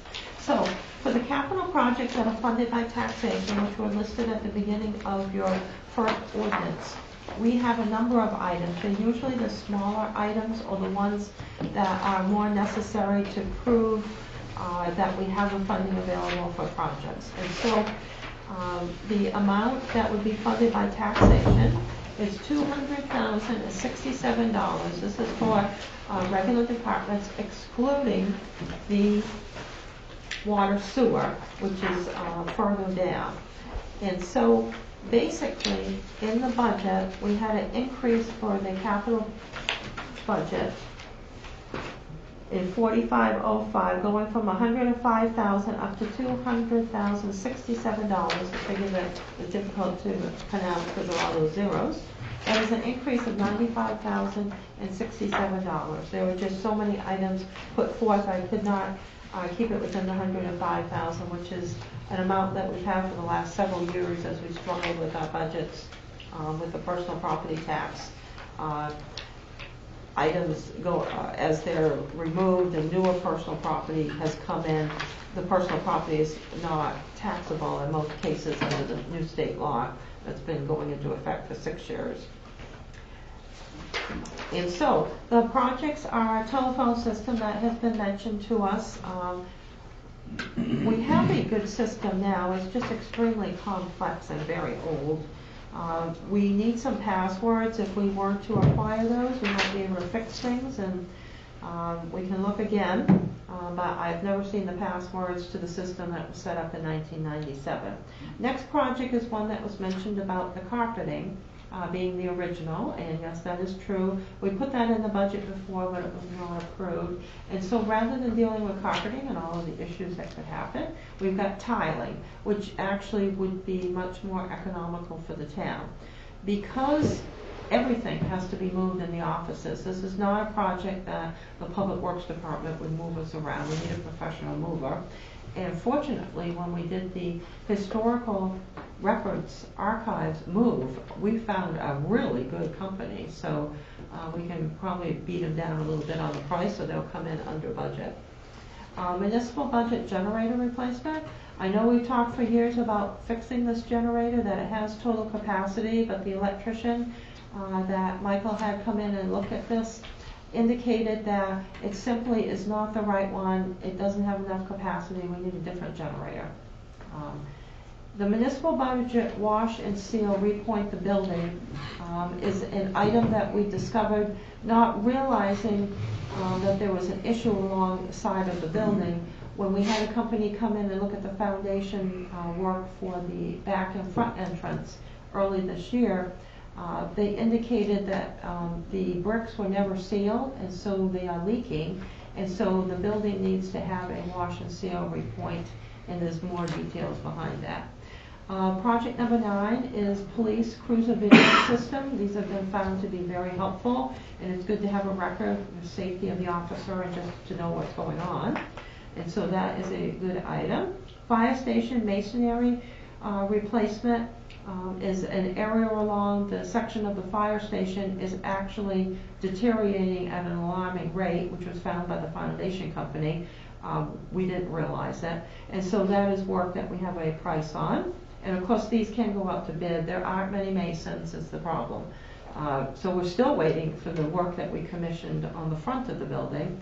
The Public Works foreman is after the company to come. The airport grant match is one in which for our airport hangar project to go forward, we have to certify that we have the match for the funds for the project. And so this is a project that has been a challenge for the project to keep on our list of our CIP. It is still there. But if it is the $1.9 million project, which we hope it is not, then we need the $90,000. If it can be lower, then we can have a lower figure here. But right now, our airport match account has very little in it. Over the years, we used up the monies for the $7 million worth of airport grants that we had. We would pay 5% of the cost of the airport grant. Library capital reserve is to continue to build up money for the library. This is very important because if there are roof issues, these little $5,000 allocations that we put in will be long gone very quickly. Also, there's a plan to do a significant amount of work in the library. because it has, the addition's been there now since 2007, I believe, and it needs some 10-year items. So these are the ones that are actually in the taxation in your actual budget, which has increased from 105,000. The next part are those items which the department has felt were important, and many of them are very important. Items that would need to be done that are bigger.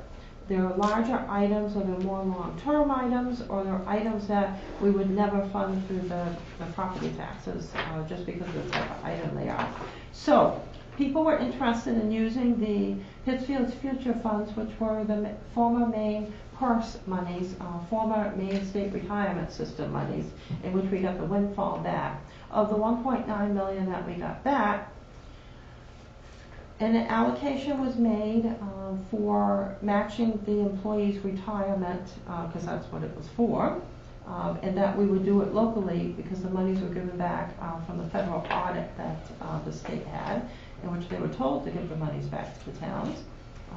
And so an allocation was made for that account for the real reason of the funds. An allocation was made for 3 years, a little bit over 300,000, to put toward the budget to help us during these difficult years in which we were in the recovery period along all of central Maine and this whole area up here in Somerset County. And the rest, which is $1.5 million plus the interest that's being generated, that is in an account in which we were going to save the monies for the future and use the interest. And so it was indicated by a variety of people, including citizens, businesses, and councilors, that we would look at those funds and see if we should be using them rather than letting them sit there. So in order to fund some of these larger projects and projects that we haven't been able to fund, which are a variety of road type items, we would fund those not by taking the money and just spending it from Pittsfield's future fund. We would go get a loan. And I'm not saying we're going to get this loan. I don't agree with that. I don't think anyone here does. But to look at the full extent of the use of the funds with the full amount of items that the department has felt were important and brought forth because of the direction that we received, this is the amount that it would come to.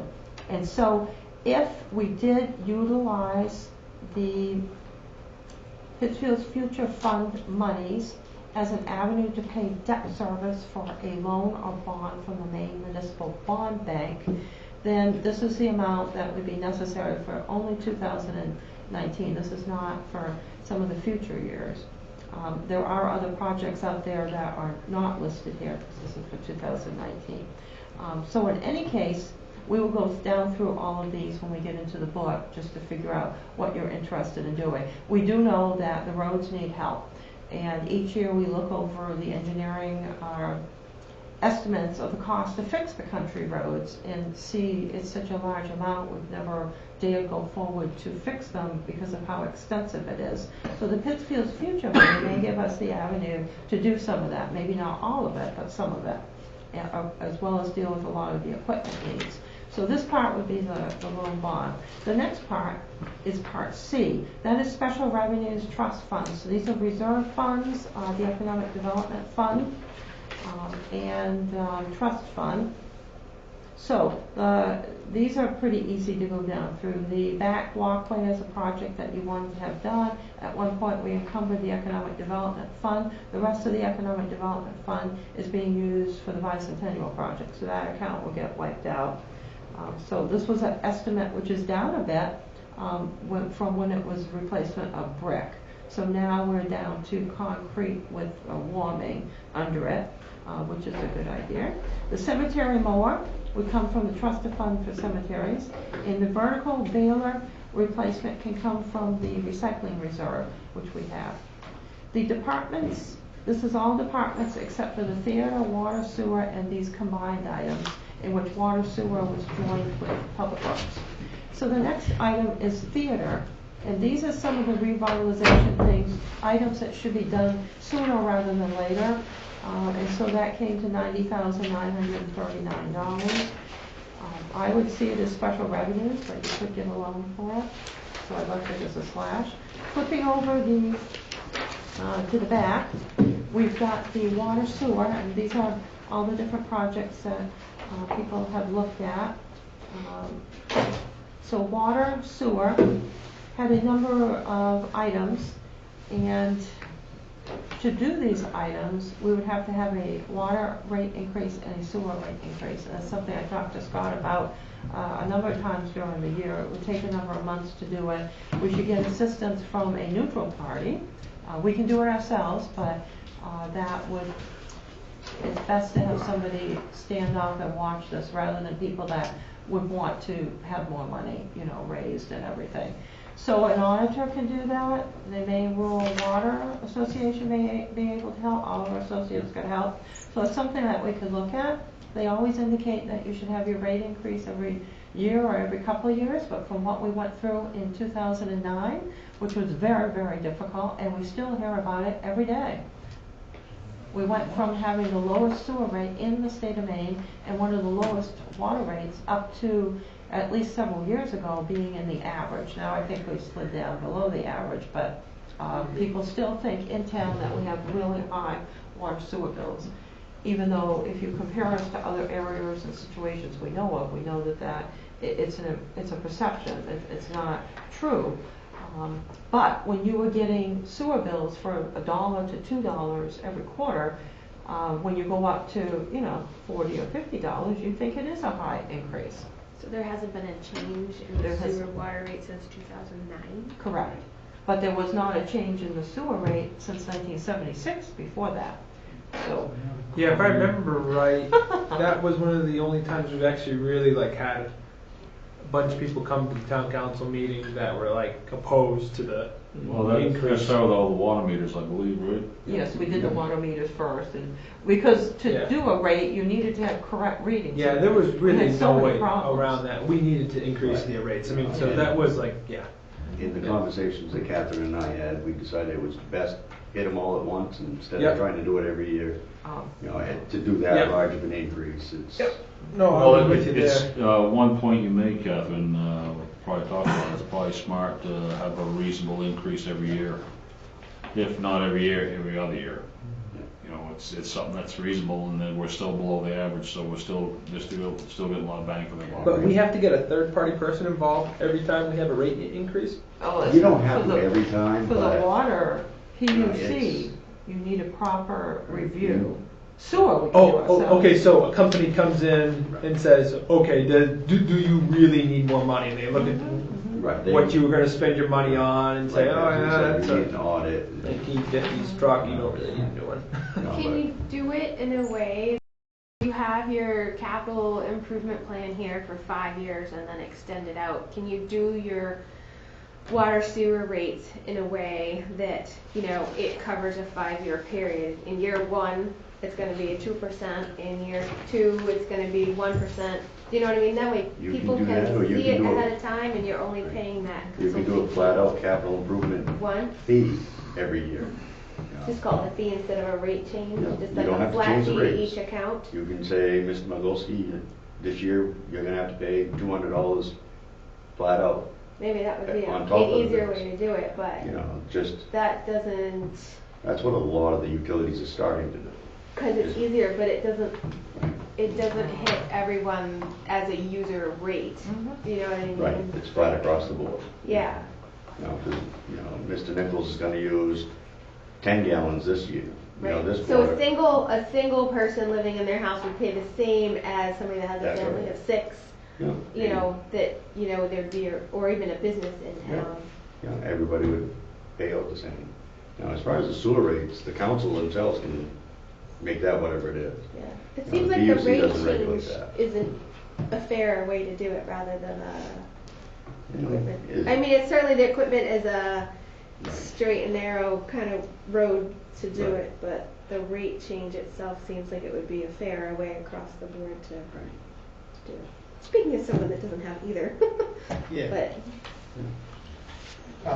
just for anybody that wasn't here, when they did increase the sewer rates, and Scott and Catherine we wasn't even eligible for grants out there. Oh, yeah, we needed Because we had to, they were so low that we brought them up, and of course, we got a lot of screaming and hollering, but the bottom line is, to improve the sewer projects, we had to put it up in order to even qualify. That's why it Correct, went up. because we weren't helping ourselves, and Right. we kept going to trainings and asking for money, and going to the state, and they said, look, you're not helping yourself, you need to have a reasonable rate. And even when we put it up, they said that it wasn't a true reasonable rate, but we did work this out, so our budget reflected what was necessary. So it was like a double whammy because it was so low.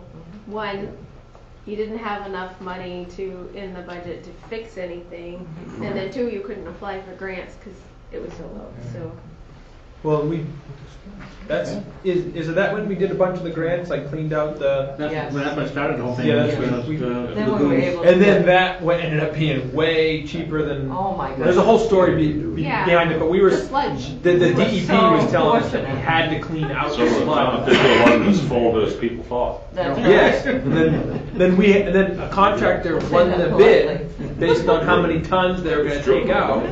They came all the way up here expecting to take out like all this tonnage, and they got up and started digging it out, and there was only like a third tenth of it or something. or less what they thought. So they were wild because they drove all the way up here from wherever and didn't get much tonnage. So it was a small contract. Luckily, we worked that out. Yeah. And then, because of the economy, That all was of a the crazy pricing story. from the contractors kept coming in so low that at that time, we had, from the USDA, we were told that we had received the most projects for our money in the most efficient way and effective to have so many projects of any of the grants that they had given. So we were really fortunate. It may have changed since then, but Oliver as and of that time. Associates. Was it Oliver and Associates? Yes. They did amazing. They've done all They of were our... very They did. That was like, I remember watching them do all that and put that whole book together. That was an interesting book. We had a book of pictures of all the sewer All the pipes pipes, in town. that's right. It was a pretty interesting book. They put a, yeah, it was, yeah.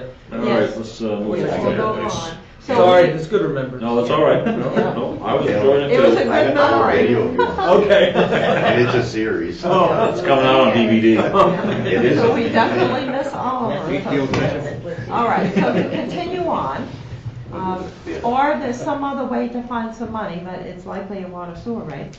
And then a couple of projects that could be financed are work at the lagoon and one water line, a small area that had been identified by Scott. And then the project that we do have the money for is the standpipe painting. These funds have been saved for two decades here, in which we should have enough money, engineering plus the ability to paint the standpipes with the $290,000. So this is a project I've talked to Scott about and how we need to get the RFP from another place and tailor it for ourselves to begin the process of getting the engineering firm, at least to get the idea, because it is time to paint those standpipes, definitely. What's And this the is one standpipes? that other On top towns of the hill, and and there's districts one have on done. Oh, it's the, okay. Water tank. The okay, actual so- water thing. Can we write Pittsfield on it? Herman did that. Good. All right, very good. Going on. Economic development. It looks really nice. Put our logo on the side of our standpipe. And we have clean water. So combined purchases, this is where water, sewer, and public works put themselves together. However, in writing the ordinance enactment, I did add one additional ordinance details for the capital to be separate. However, it's all combined in the CIP. I did have to move the public works into the water sewer, and so Steve's got a freebie here.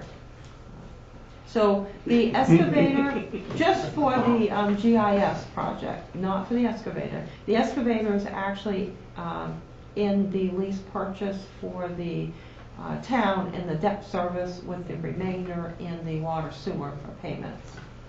So those two projects are there, as submitted by Scott.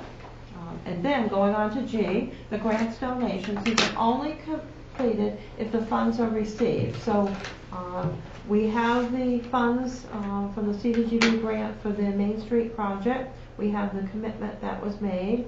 We're still waiting for the state to bring in their assessment, which is supposed to be done this month.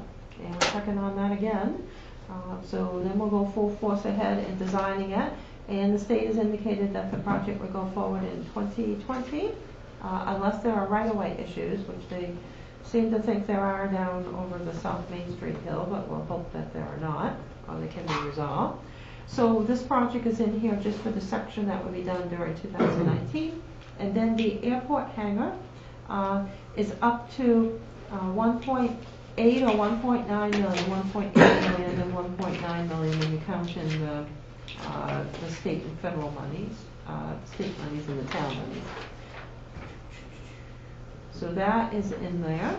Theater revitalization, these are all the extra projects, all the small projects, everything that we would like to do for the theater. Town celebration is the third year preparing for the 2019 bicentennial. And so we upped this over the allocations that have been made for the fundraising that's going on, donations and everything. So if there's any cash donations, will be protected under our CIP. And then the last project is the historical depot revitalization. And this is the architect's listing, and then I had to make an estimate for the restoration of the windows, which actually is going to be less than the 100,000 I added on to that. And we just found that out yesterday. So these are all of the projects. So let's go to tab 6. And so in here we've got a chart that breaks us down for 2019 by the departments.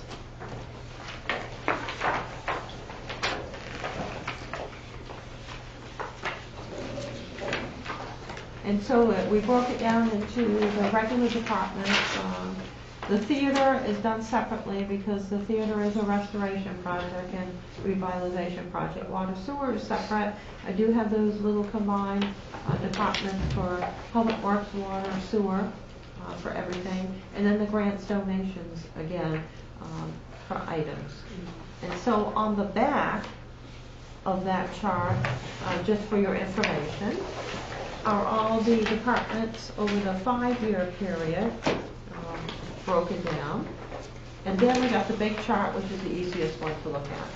And so this time we don't have a separate sewer or water CIP book like we used to have. I do have the old one in tab 7. Scott did not include all of the water sewer projects we had before, thank you, because it's big enough as it is. But it's easiest to look at the big Excel spreadsheet. It lists all the projects in 2019. Obviously, we're not going to do all of these. And even if you did approve this, we can only do it if we have the money. So we would have to obtain all the loans and go through a 2 to 3 month process on obtaining loans and certifications, ordinances, and everything. And so projects can be looked at in their individual listings, like Project 1, underneath the big Excel spreadsheet, going all the way up to Project 106, which we won't go through all these tonight.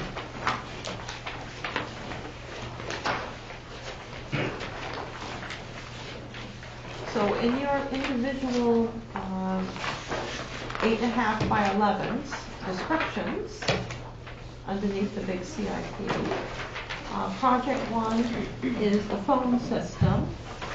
And again, you know, we can get by with the system that we had. People were interested in getting a new one. The system is programmable, and Michael has been making headway with it because he's very good with these type of things. But we don't have the passwords, and they didn't have them when I got here, and no one's been able to get it open to straighten things out.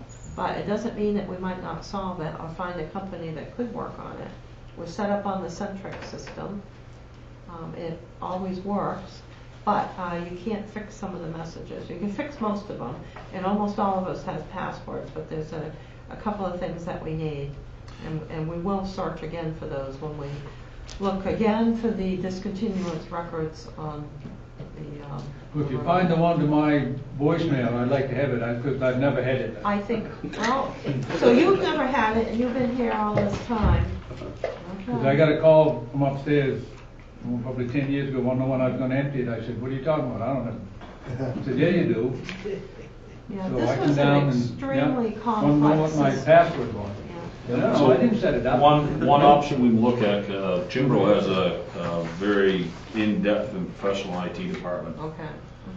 It may be They worth might be looking able into. to Maybe solve it. something simple as, I've done this many times, going online, doing a search for the system and finding an old manual. Yeah, we There's have gotta the be a way you manuals. can reset the Yeah, passwords. We have the manuals. Yeah. We have reset a lot of them. It's the main ones that are the issue. Yeah. But Understood. Michael has made headway here. Yep, understood, okay. All right, How old is the so system?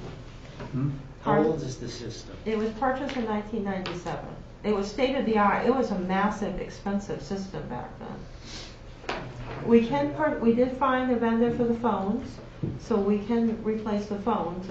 That was hard for a while, and we found refurbished ones, which is good because they're less expensive. All right, so that's project number one. Project number two is the tile for the flooring and moving. And so this includes all the areas, and this would be much better than doing the rugs, carpets, much better. Get a lot of bang for the buck on that. Yes, that is a good one. And then the maintenance Way is so much overdue. better. I think that number two, I think that's an absolute go, because you get, these rugs have been in here forever. Although that duct tape's held up pretty darn well. So is this downstairs and upstairs? Yes. You can't beat that price. That's a pretty good price. Where's the Tiling material going to be is stored? better. Pardon? Where are you moving the material to, or what are you moving where? Okay, so if for the period of time that the town office has to be shut down, and I think we'll have to put out a bid, because the companies that we talk to aren't too receptive to this weekend deal in which we close down early Friday, move everything, and then move back, over the weekend or Monday. So we would have to move the items downstairs from upstairs, and think about how packed in the offices are. Everything's got to be moved out, all file cabinets, everything. This is a massive project, which is why it has not been done. No one's ever wanted to touch it. So everything's going to be moved out, and it's just beyond what the Public Works Department would be able to do. Whereas they could move around some of the other little smaller offices, areas. So we would try to set up down here, but I think what we really need to do is to put out a bid and just state this is the way it is. We want this torn down at X time, we'll bring the movers in, and we want this set up and done by X period. Yeah, I would think, I've talked to flooring companies that they work up at Work at night. Hannaford, and they work from when they close to when they open. Yeah, they they do work all Monday. night long. That's what I I gotta think believe we that should there's gotta do. be somebody out there that would go with that. Is this vinyl tile or tile like? Do we know what type of tile it is? It's vinyl tile. It's vinyl tile. Okay. I was thinking like ceramic tile. Like, wow, geez, that's. Oh, that would be nice. That's what I was thinking too. Yeah, I'm like, wow, that's wicked. Geez, Okay, but this is You like see at a grocery store. yeah, like what you see at like a grocery store. Yep. Perfect. Can we just close the offices for 3 days? Just put a notice out ahead of time. We say may the have office to is do closed that. for We'll put 3 out a days, bid and- and see with the alternate and see what happens with all this. Because they may say, if they work all weekend, the overtime cost is X, and then it costs a lot more to do it. Well, I think it's just more efficient just to say the office is closed for 3 days. Be open on Monday and Friday that week. Close Monday at 5 p.m. Get everything moved out on Tuesday. Give them Tuesday, Wednesday to start tearing everything out and getting things moved out. And We'll then look at the different come back. options.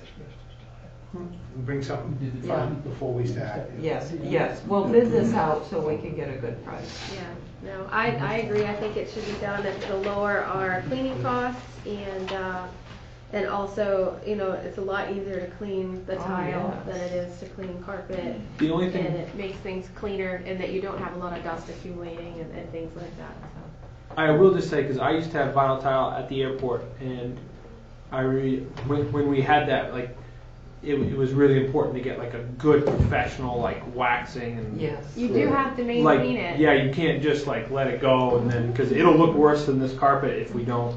Yeah. It needs to be like we need to put it in your budget to Once a have quarter it or once- professionally like They come in and they buff it all. They buff it all Yeah, out. right. Well, part of the budget was a person to do building maintenance, Yep. correct? Yep, and the schools do it in-house, because I had a friend from the school come down and help me do it at the airport, because he knew how to do it. So it doesn't have to be done professionally, but you might buy a maybe we can. professional machine to Right. do it. Yeah, you need a You professional need a machine. springer, and you need to have people that are trained on how to. My husband used to do commercial floor refinishing for. He had a contract to do like all the stores in Boston and New Hampshire for like Banana Republic and Gap, and it was on a monthly rotation. You were either cleaning their carpets, doing their wood floors, or doing their tiles on a monthly basis. Correct. And it's certainly not maintenance less. It's less maintenance. You know, I mean, it's a quick dust mop in the end of the day instead of a vacuuming and a little less time. Well, over the years, But you repairs still have could to be, maintain it. take out a section, put in new tile, I mean, Right. much better than the. And you can refinish one room at a time, you know, and do just your heavy duty walkways. But the other thing too is that along with this tile, we need to budget for entry mats if we don't already have them upstairs. Correct. Because you want all that snow and sand and stuff off people's feet before they come onto the tile. We have So that. that's- Well, Steve said we have 1/3 less sand though. Probably not here. That's the biggest thing that eats up the floor is having people tracking sand and stuff, so. You do have to have Getting it off. you have to have a good Yeah. floor pump up, Yeah. and you gotta have the right pads, you gotta have the right Yeah. turn, you might need a second one, you know what I mean, because you gotta switch. But I think they probably have a lease, I don't know how that works, they have a lease deal on those, however it works, but. I'll tell you what, let's, They're not that expensive, and it's just the screens that you use and Yeah. the speed that you're going, Yeah. the only difference. let's go ahead and move along here. We've got a lot of ground to cover, All right, very a good. lot of floor to cover, I mean. Project number 3 is digitization, and so this was an item that people have kept bringing up. So it's not listed for 2019, we got enough items, and we'd have to plan this out, and our records are gonna have to be organized in the computer system first, beyond the way that they're set up now. We can find everything, but if we're going to digitize, then we need to have a overall filing plan for all of our computer cameras. And then we've got all of the hard copies. And we're gonna take this opportunity, if we're going to move, then we're gonna have to get organized for the move, because things aren't going back in the same locations for everything. So this is where we can do some work. So I have a question about this. This is a good project, and it's something that we've been talking about for a while, but I would like to see some of the work start in 2019 with our tax maps and getting them as part of our new assessor, getting that as part of the bid to digitize those, as well as starting with the current year tax records in town records in 2019, instead of like going back and doing things, just start doing the 2019 records in 2019. So all of our records of our meetings and things going through the town clerk. You know what I mean? All Just right, start yes, with that we year would already and have move those, forward yeah. instead of working our way back and up. Do you know what I mean? Because I mean, if we think it's going to be $50,000 and then a total of $80,000 to get everything that's passed already upgraded, why don't we just start with where we are and start digitizing things now and get that in place? Because otherwise, we're just going to be falling behind and have more to do after the fact. This will be a long-term project, I can tell you, from where our records are packed in, and we have a lot of it. Do you have the staff to do it, or? Not at this point, not at this point. Well, this would be probably a contract position to have a company come in and do it versus, I mean, I can't imagine we're going to we have to dedicate 10 people to do We it. can't, yeah. You know, they don't have the training to It's do it. unreasonable to digitize that much information in that short a time. Correct. Well, that's why I'm thinking we start with the current year and then work our way forward and then when we get to a point where we're comfortable with it and everything, then we start working So back. for clarification, digitizing is, it's scanning physical documents. And Getting rid of and the sorting physical them document. in a computer so that they can be, Searched. Yeah. So it is us well, preparing the that's documents. gonna be a little bit different. First, if we get them digitized, put them in a storage capacity so that if somebody wants to find the records for 2001, there's a directory that they can be accessed. is the anticipation, that's a very good point, Doc, is the anticipation that, number one, that the town officials can open up the document and make them a searchable document, like you can for PDF. You want to look for any type up the name Margolski, find the name Margolski in this 1,000 page document. I mean, are they searchable? Number one, and number two, will that be available to the public to do so? To make them that kind of searchable, it's gonna cost more. Okay. The quote I got was 8 cents a page. Well, Making it searchable. understood. However, there is an Adobe Acrobat program that's pretty darn good that can do that. Yeah. So it's a matter of having somebody sitting at a desk, scanning it, letting it go through, scan it, letting it go through. I think 2 years to have 200 years of data and information digitized is not going to happen. No, drive out tests. It's Two not going to happen. types of Acrobat programs. There's the one that you make from like a Word template that is Yep, text-based. understood. However, there are some that I can throw this in there and it can make it a searchable document. Yeah. It's a one time, but anyway, that's nothing we're going to solve here. But I mean, it's a very good question to ask there, Doc. So yes, the plan was always to start with the tax maps,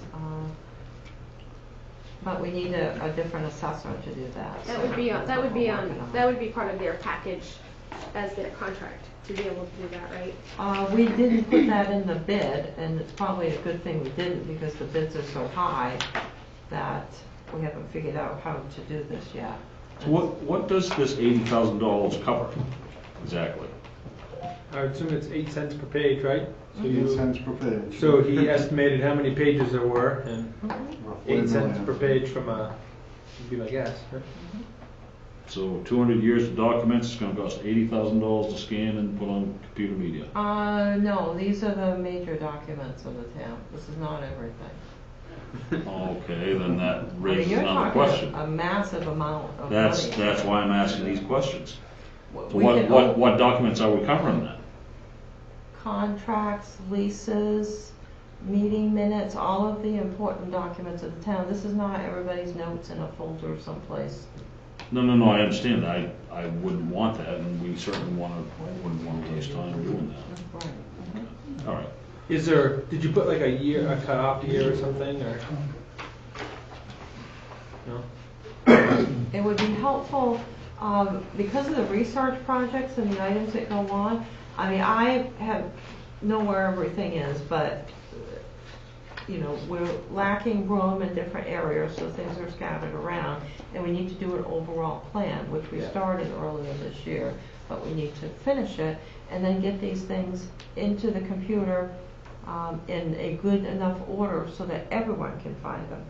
Yeah. So Not this is have the to- major stuff that people would be Yes. searching Yes. for, trying to find. Do we have a computer media that we do weekly or regular backups on our? We Yes. do. Yes. Okay. Is that in this building? Is it in a fireproof container of some type? Yes. It is. Okay. Very good. And then we've got another one that we put in a different location. So Excellent. we're as backed up as we can be. All right. So back to my original question, can we start this project in 2019 with our 2019 records? So you want to take some of that budget, put it into 2019 is what you're saying? No, Well, I think she's that just we saying should any new start in documents. 2019, any new documents coming in and get them in the stream.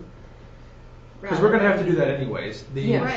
the employees are going to have to start scanning all the new stuff. So, yeah, Right, yeah. and if we start off doing that and then slowly work on the older stuff, At least you won't be bring that behind up. from there on up, is what you're saying. Right, and that gets us current right off the bat, and we keep that baseline going each year, that becomes part of the workflow, and it's not trying to add in. Do we have the Adobe program to be able to scan that now? Yes. We do? Everybody has Adobe. All right. And so we have a lot Mike, of we'll get on scans that. now, but what generally We're gonna happens is spend people 3 years scan at the the documents to scan. their own folder, but then everybody else doesn't know where the documents are.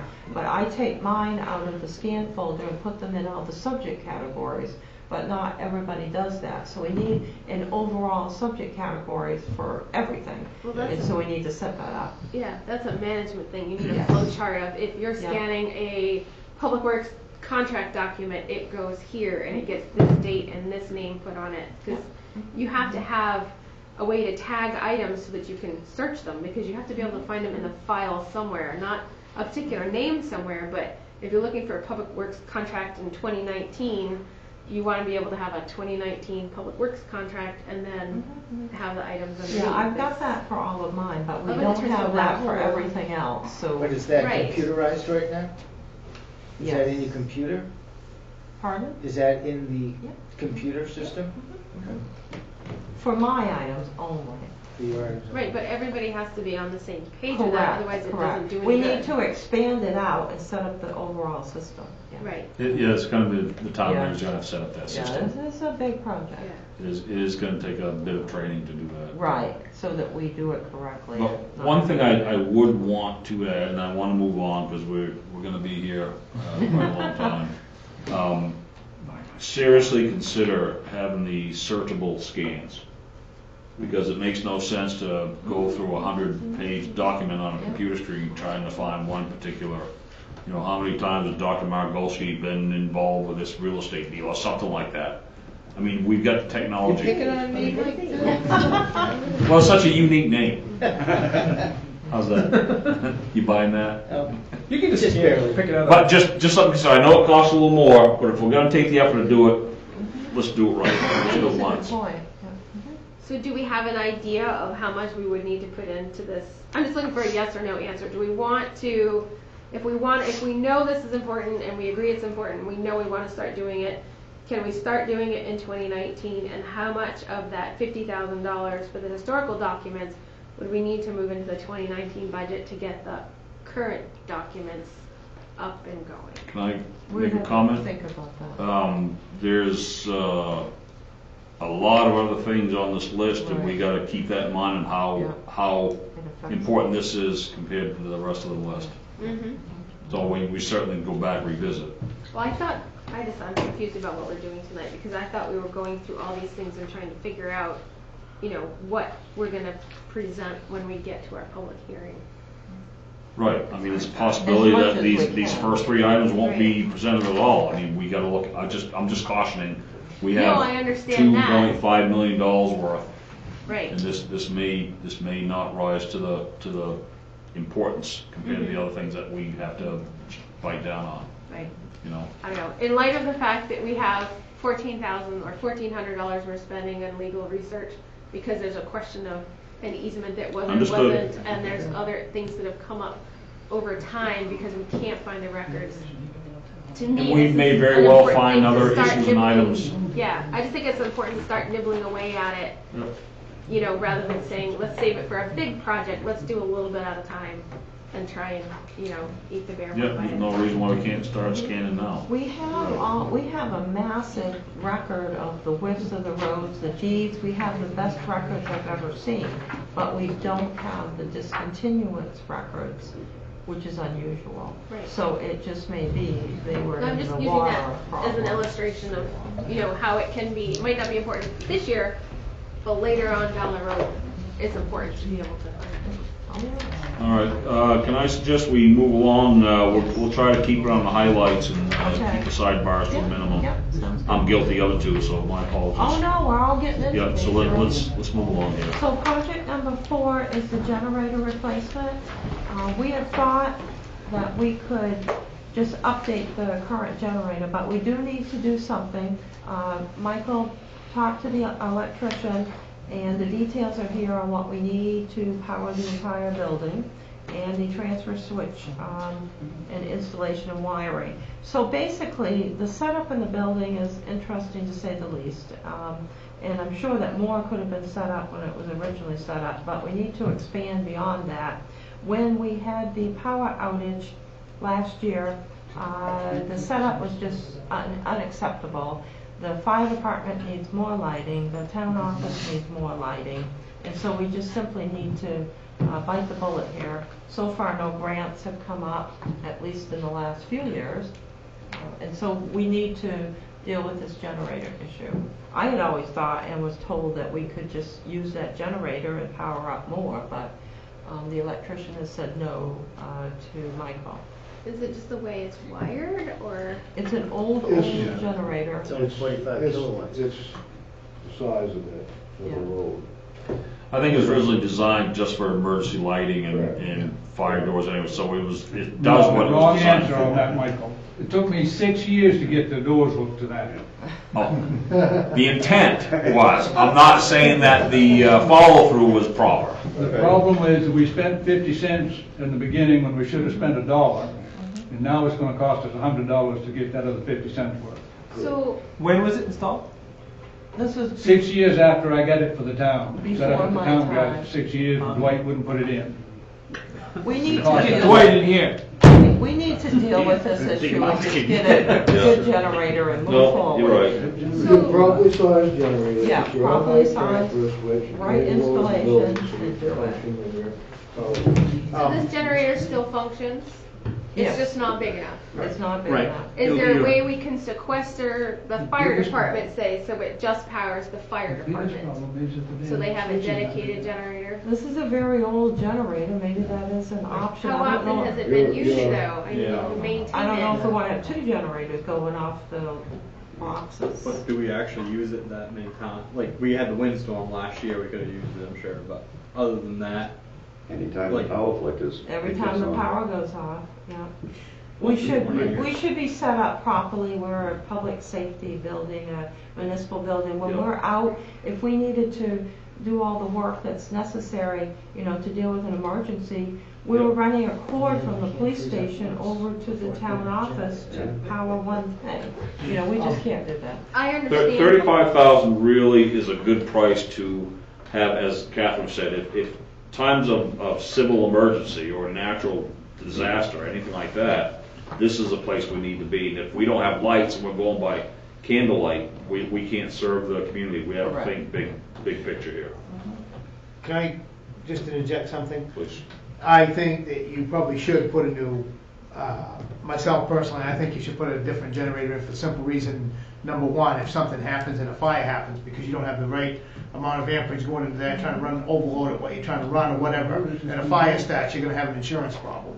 Number two, if we do decide to put a new generator in here, if that other generator works, I know it's old, it's antiquated, and it doesn't really do what it should do, but I don't know, I think we should look at where else we could use that, not in here, Right. but elsewhere, or store it for future use, because what's the point of throwing it away if it still works?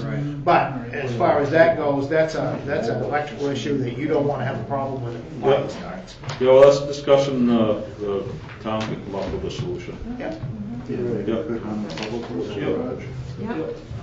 All right, very good. On to, Or the mayor's house.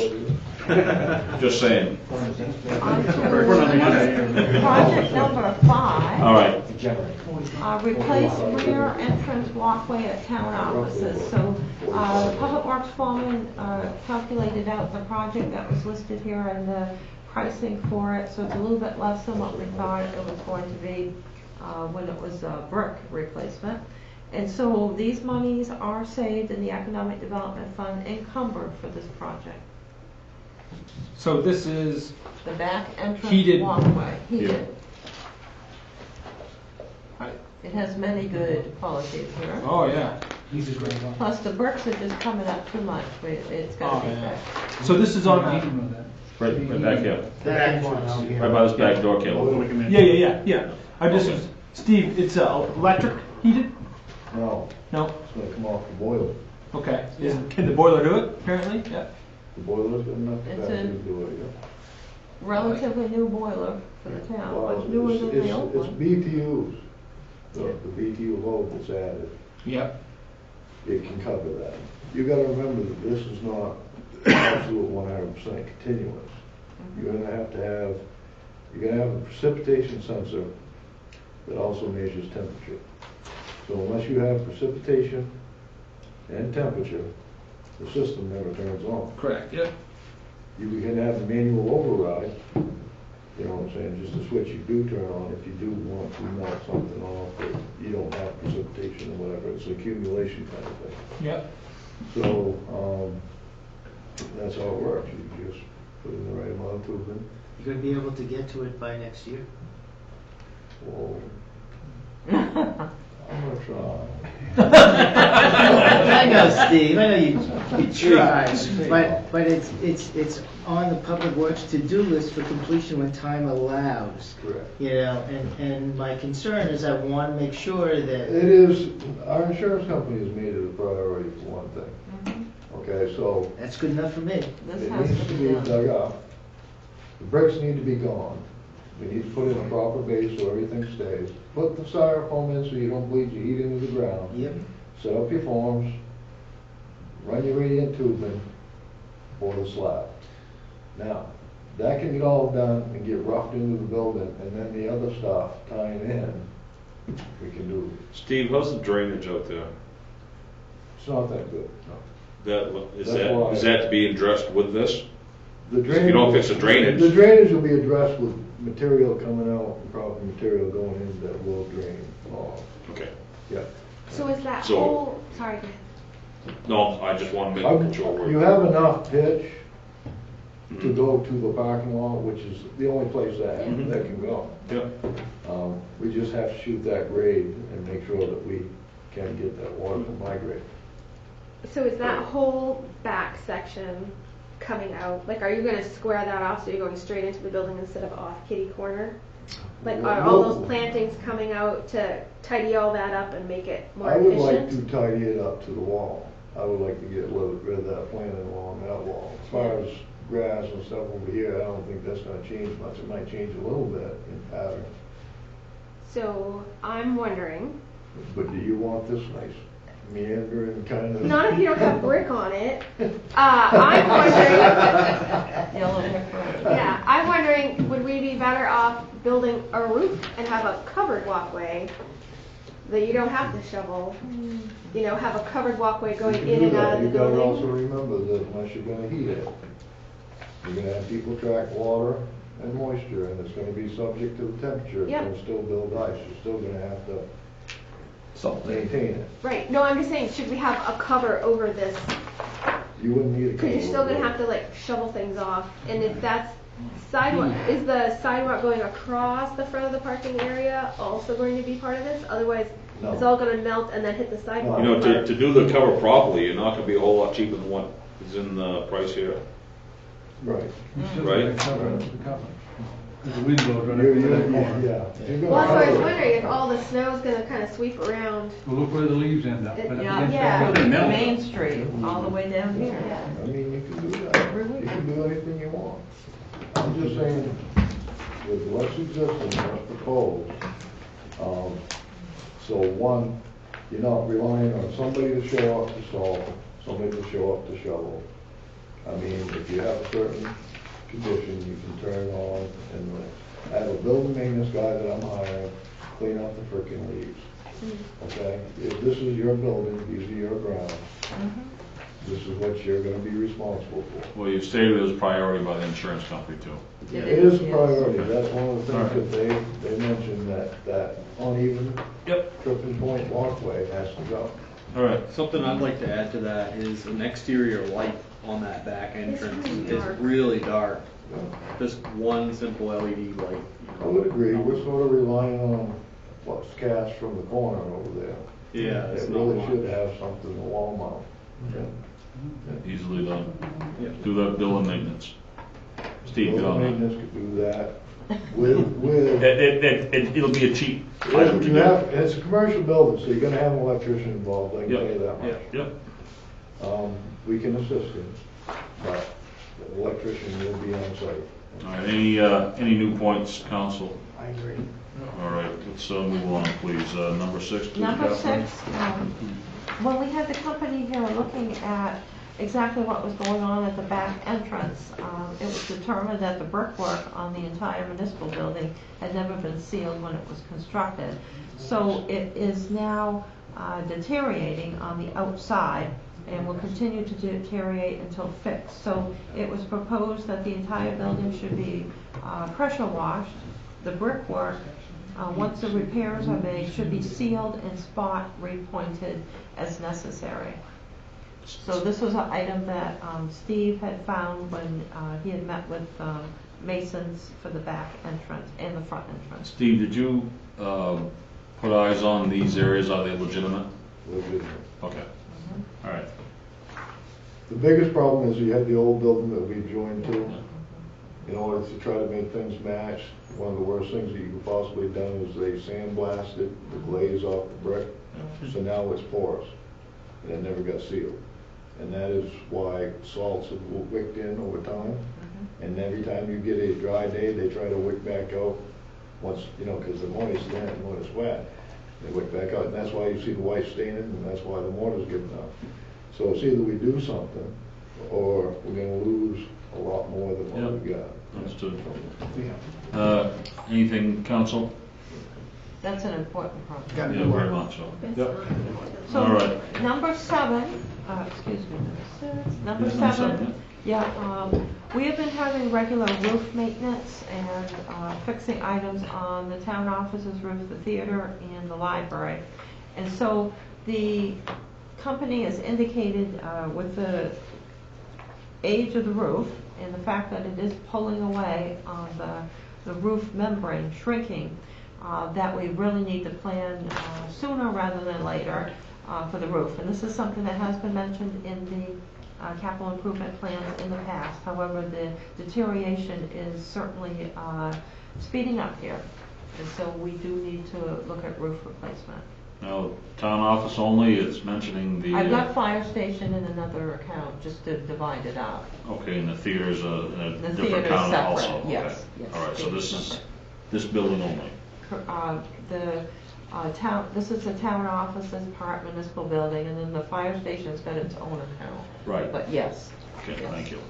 Can we just address both of them since they're contiguous buildings? We would do it at the same time, yes. It's just in separate projects. Is the fire station roof in a lot worse condition because it's $70,000 to do the fire department versus the rest of the The buildings? square footage. It's 45. And It's just bigger square footage.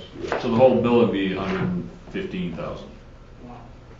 Let's do a roof. Well, no, that's what it costs. I mean. Because you have to tear Well, it they're gonna have to down, take it right down to... You gotta rip it all off. Right down to the skeleton and Rip it rebuild. all back together. Does that include replacing the roof on the hose tower?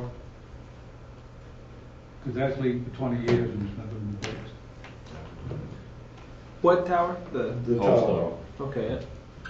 that's right here. Yeah. I'm sure we could get it worked in. You gotta remember that this was all built as budget. Yes. So that we can We'll plan bid money, this. set some money aside to Yep. do something. Yeah. What started all this is the rubber membranes at the age where it shrunk away so much that when it does fail, it's gonna be catastrophic. And you're gonna shut this building down. And this is one of those things that we're gonna have to do. So, Yep. the budget for it. Would So you the- think, Sorry. where does that fall in priority as far as, the ceiling versus the masonry versus the sidewalk in the back? Because the sidewalk's a third of the cost of doing the roof of the Your upper roof building. Your sidewalks insurance driven.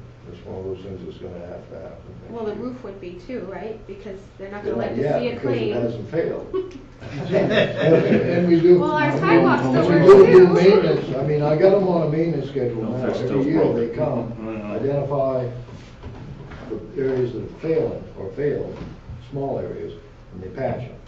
Well, we're patching and patching and patching, all you got's a patched roof.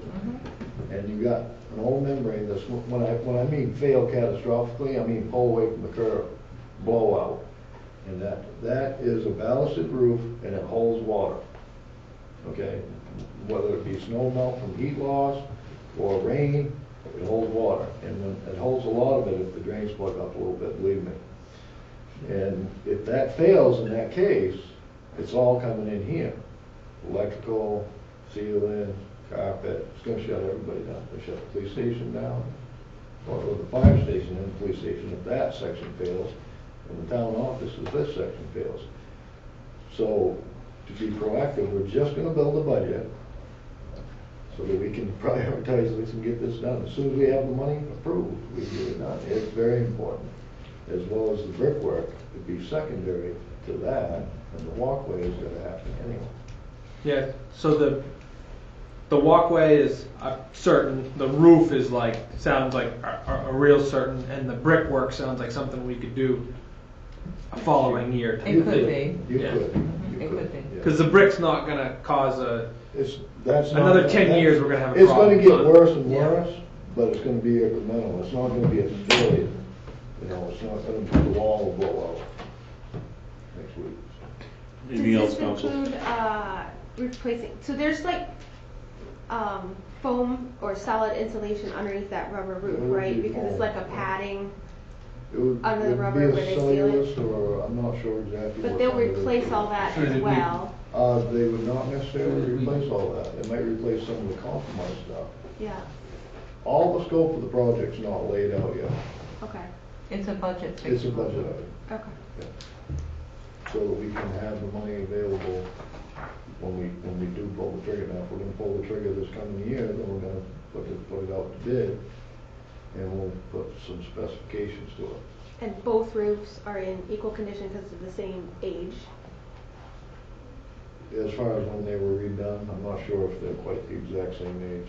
I don't think so. Deterioration wise, is one more of a priority than the Configuration other? wise, they're in the same shape. They're in the same shape. Correct, yes. There was a major patchwork that was done on the fire station before I arrived, and I don't think anything was done to the municipal building.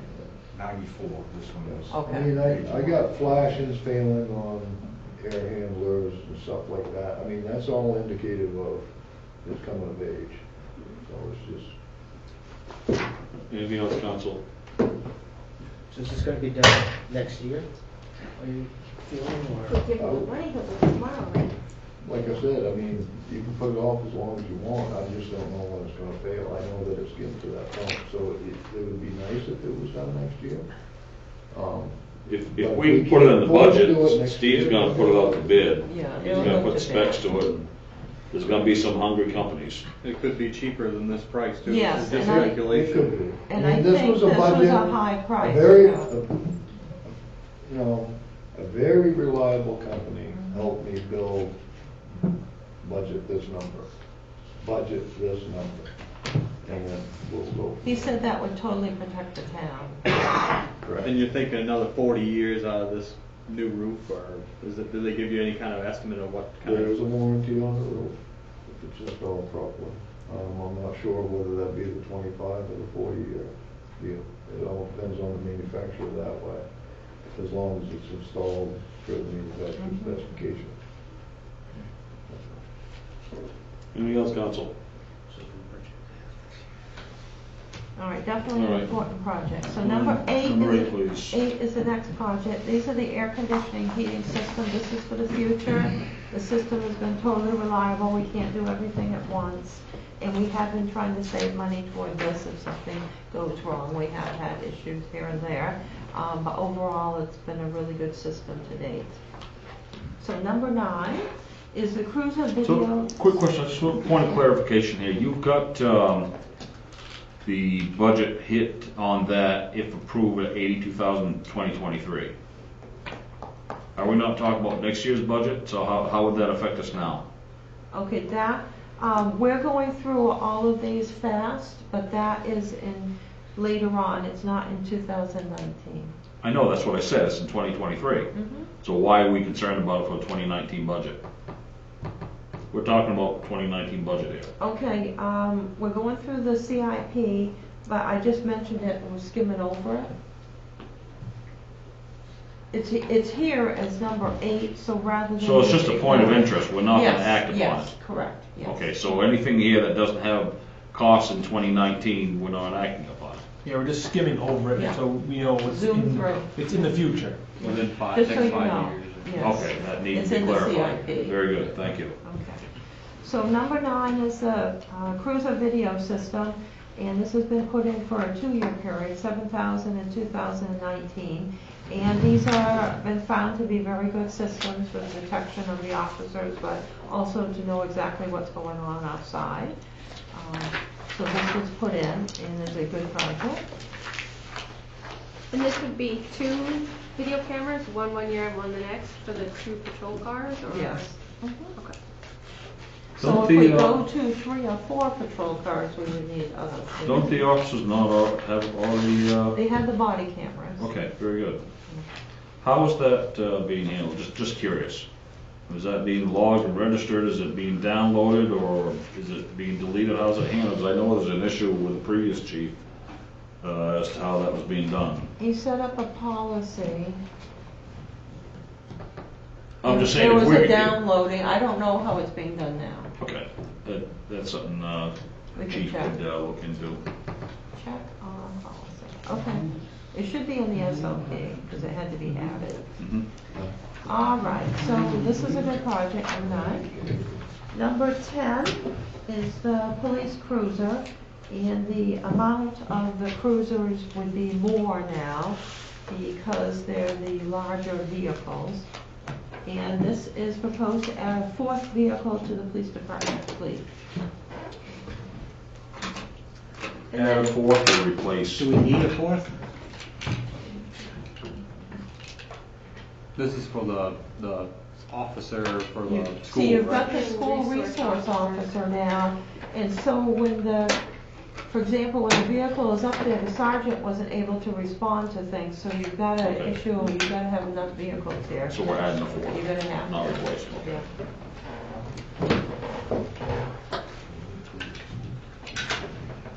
All right, so I'm thinking that, even with all the equipment, hopefully it will come in, through the state cooperative bid at a lower amount for that.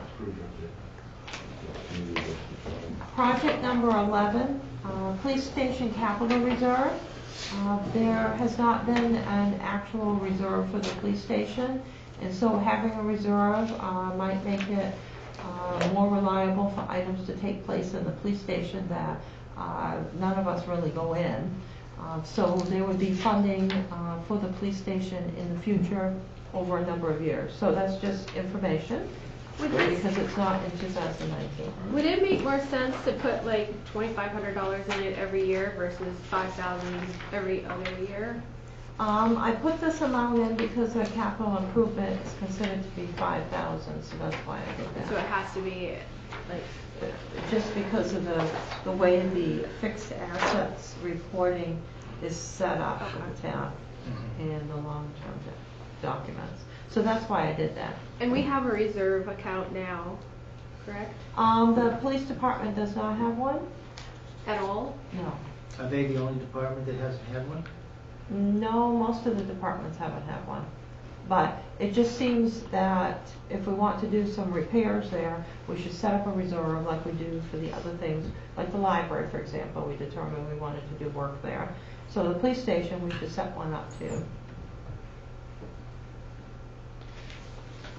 So the other reserves for the other departments are for specific items like equipment or Well, that's a difference. their. The library is general for the building. The theaters, see, we used to not have any of these, and then we started adding them into the buildings because we would come up with issues. Right. Or what we would do is we would fit it in the budget and make it work, but then you couldn't do much else. There's this little insurance. Right. It's a good planning Budgeted procedure. insurance.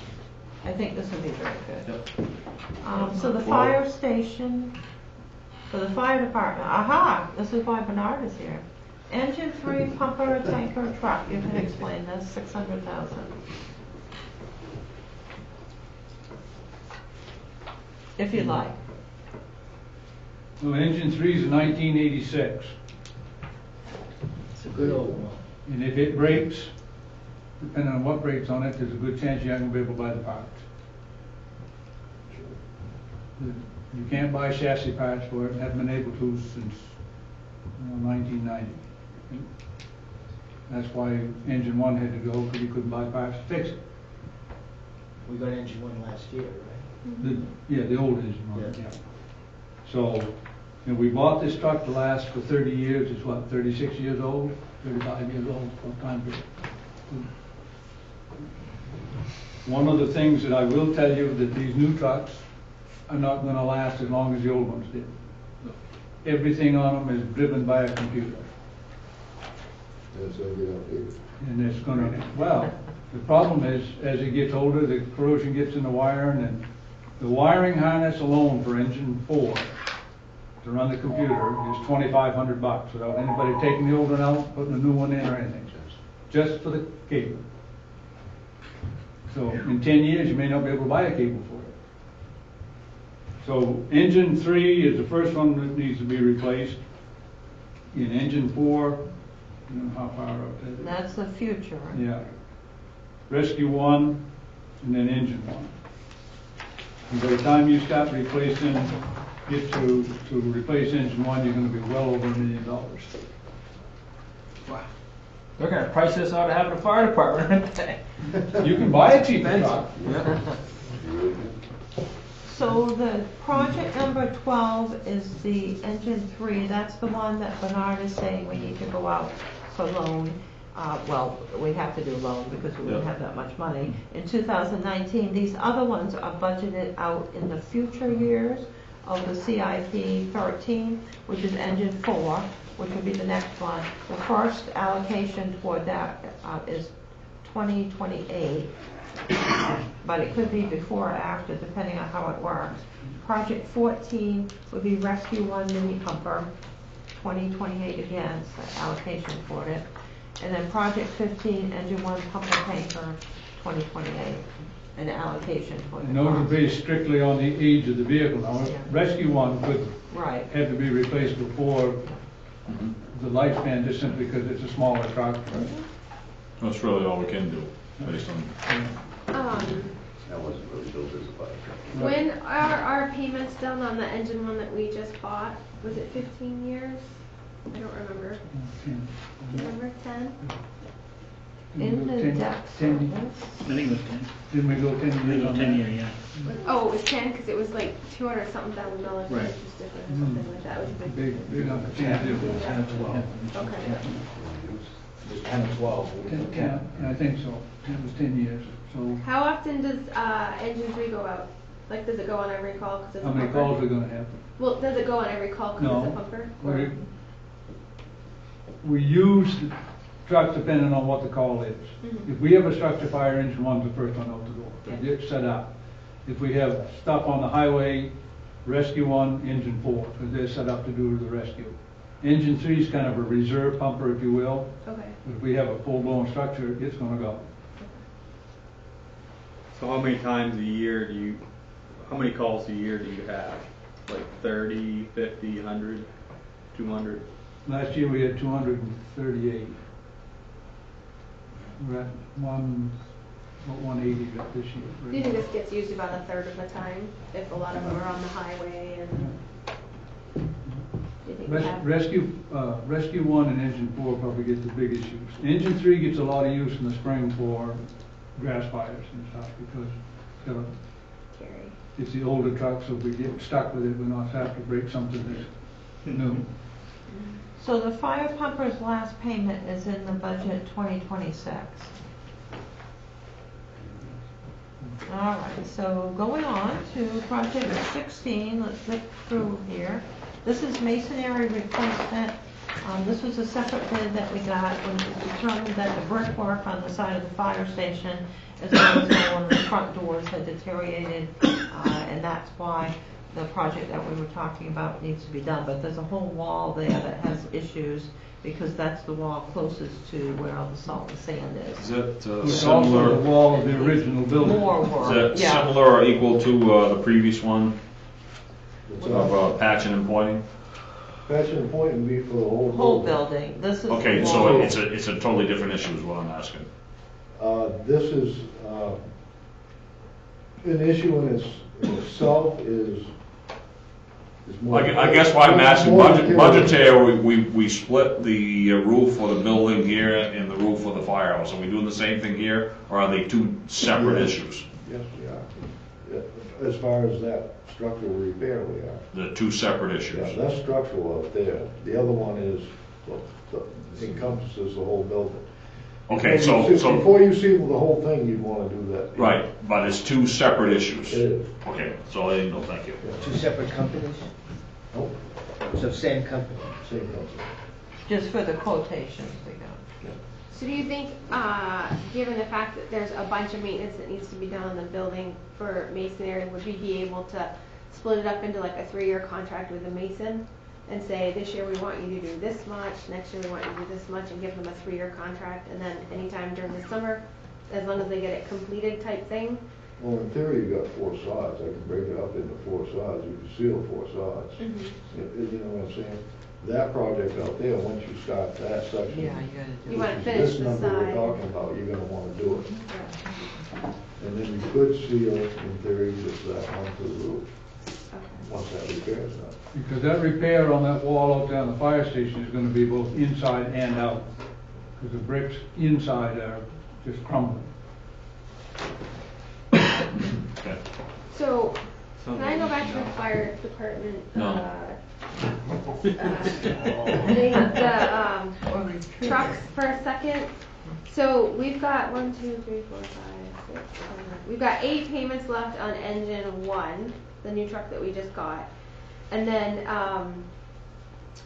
in 2028, 2 years after that's done, in 2028, we're setting ourselves up to spend $375,000 on possibly repairing or replacing the other 2 pieces of equipment, the engine 1 pumper and the engine rescue 1 mini pumper.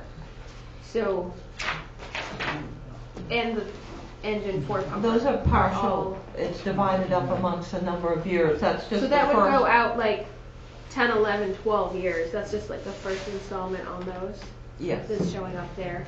Okay. They're just all showing up on the same year. So I was worried about taking on another loan for engine pumper 3 that's gonna blend into those years of having to buy 3 more.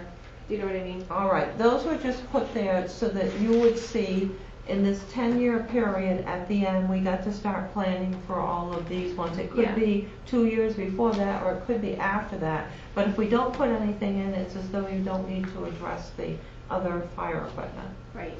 No one knows how it's going to be maintained and kept, or if it's going to start having problems. It was simply a placeholder. Well, I understand that. I'm just wondering, instead of having these giant chunks, I'm very much a let's take things a little bit at a time, rather than waiting until 2028 saying we have to put $200,000 in.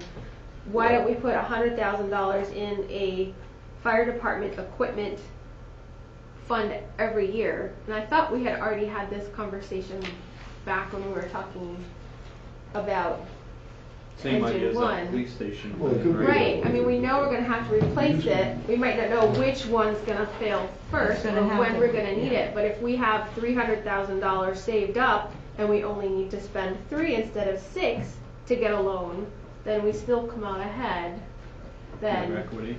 So if we were Yeah. getting a loan, we wouldn't put money from the loan into a reserve account, because then we're just gonna make a loan payment on money that's sitting in the bank. We would actually buy something. Right, well, that's what I'm saying, we could No. buy a $600,000 truck if we had $300,000 in our reserve account, and then only get a loan for $300,000. And we used to do that, but the trucks got so expensive, the money had to be divided up between so many departments. So yes, we used to build the money up in the days in which we were considered rich. But now, everybody's conservative because of the tax base issues, the personal property, and just the overall economy. Right. So we haven't put all this money away for fire department, but we used to do that, and we used to do it for public works too. Well, that's all well and good, but now we spent $600,000 last year, and now we're gonna have to spend another $600,000 probably in the next 2 or 3 years to replace this truck, and then in, say, 8 years down the road, we're gonna have to do this one, as far as what. So if you had done it, you would have had higher tax rates all of these years, which is something that people did not want to have. Because you'd have to have the money in the bank as a reserve doing nothing. Correct. But don't we get interest on that? Not much over it's getting better, but not much. But we're paying more interest to take out a loan. At this point, yes. It can reverse. It used to be the other way around. Unfortunately, what you're talking about is gonna take 20 to 30 years to Yeah. get set in, so that we're gonna start making interest on money, and that's 20 or 30 years of tax increases every year. Right, well, I'm Do just that. thinking that we should kind of try and get back on track to that point where we have things set aside for certain reasons, so that when something comes up, we have funds set aside, so that we're not looking at a big increased tax this year because of this issue that came up, and then next year this issue came up. You know, we're not, pardon the pun, but putting out little fires all the time. You know, we have a plan in place that's Pardon the pun. gonna kind of carry us through. Well, you know, I overheard you, Burns, I mean, we used to do that years ago. I mean, we Many had- years ago. Yeah. Right. It was, you know, when times were a little better, we had Oh, it's thousands the more easiest people thing in to it. cut out of a budget. Say, oh, we don't need that, because you don't need it that year. You need it 5 years down the road. Well, when it comes to providing services, fire protection, police, and keeping the lights on, having, you know, a little money in the bank for something that may or may not happen in 5-10 years, that really takes a low priority. No, I understand Unfortunately, that. it's the choice that had to be made. I agree 100%. There's no one in here that doesn't think it's a good idea. I wish we had that luxury. I mean, to have that money set aside that we got a few years ago. Even if you just set the money aside, you're gonna have to increase taxes to cover, to gain. Yeah, nothing's going to cover it completely. I mean, $600,000 probably But not. in the end, from Heather's point of view, in the end, what do we all gain when we do not set anything aside and all of a sudden we get to the point where we gotta do it? Well, we have set money aside. We just haven't set aside enough for fire trucks. It Well, softens the blow, if anything. Public It keeps the tax increase to a minimal, so that the rate over the years stays That's the comfortable. bottom line. Well, That's it's all we the can same do. thing as the water sewer rate. You know, everybody enjoyed not having a water sewer rate increase for 30 years, and then all of a sudden you increase it, and it's a shock to people. You know? Yeah, that So- was 30 years of getting freebies for them too. Right, yeah. So it's kind Pay of, me now or pay me later. yeah, exactly. Speaking of that, that gets, if they approve that fire truck burner, you're gonna still keep the 86 for a while longer and try to, you got any plans for it when you replace this truck right here? The truck that you're talking about that's old, was it 86 you said? What are you gonna do with that? Are you gonna keep it, try to run it a little bit longer, Try or and sell it, get rid of it. sell it, get rid of I it? don't have room for anything more. No, I didn't know if maybe you had a plan for it. Just curious. All right. Thank you. Any Trade any in for it, or other, you wouldn't get enough out of it to trade in? They won't take it. We won't take it. any other specifics about the item 17, 16, 17? We're on 18 now. Okay, 17 is the fire station roof, and it's the same thing as the municipal building part, just more expensive because of the square footage. So we'll skip to 18, and this is not a 2019, but to start putting money in for the fire station capital reserve. We did that a number of years ago, and we need to start getting back to that. So, headed into project 19. This is for the future, not a 2019, but this is the dozer. And so that's listed for 2021. And then we've got a whole variety of equipment here. Project 20, that is for 2019. That is replacement of the 1989 Ford dump truck. It's difficult to obtain parts for older issues. I'm guessing this gets used a lot. Before it did, Yeah. How many miles are on that 19? Do you know how many miles, Steve, are on that? I have no idea. A lot. Hours, a lot of hours, a lot of miles. Yep. Matter of fact, that one's never had the motor touched on it as far as having to have it rebuilt or anything. She's on her last leg. I was gonna say, That Roger 89 Roy- never had any engine work done on it? Really? Wow. That's pretty good though. That's That's pretty good. However, I did have to put a lot into the front linkage and suspension this year. Last year, she had to get,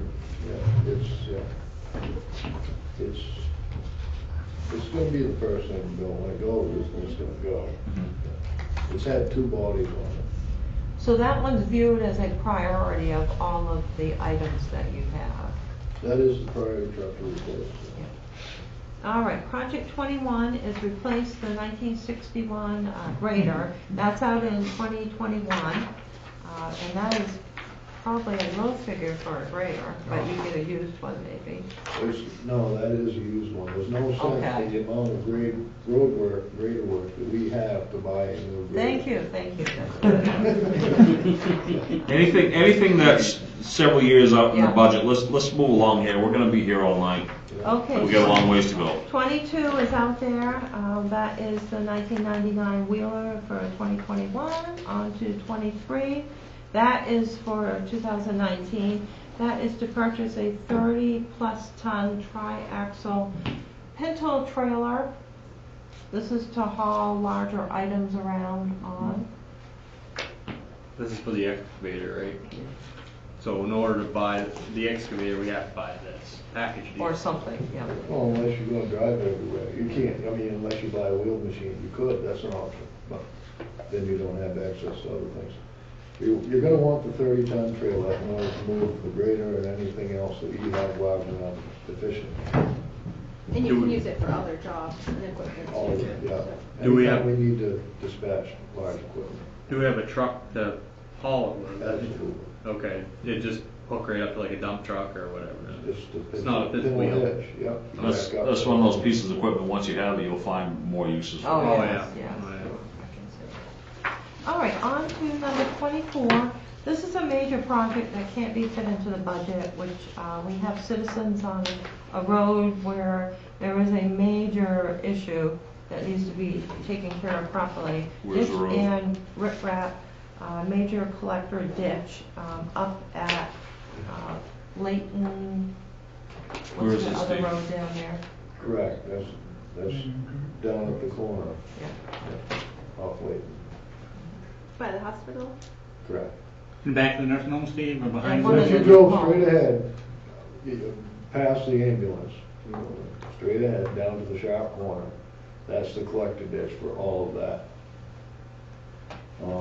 Which goes down between two properties, one being Jimmy Tozier and the other neighbor, I don't know his name. Collects all that material and then it goes to a pond area, because now you can't drain onto other people's property. That is all plugged up, choked up. They say that that's what's causing all their lawns to be wet. Part of it's mismanagement as far as people throwing debris and brush into a ditch. So if I gotta do this, the way I'm gonna do it is I'm gonna go in and I'm gonna dig it out. I'm gonna clean it out. I'm gonna wrap it. So if you do throw a stick in there, it shows up. It's gonna be wrapped with stone. Not grass growing up that nobody mows because it's flat.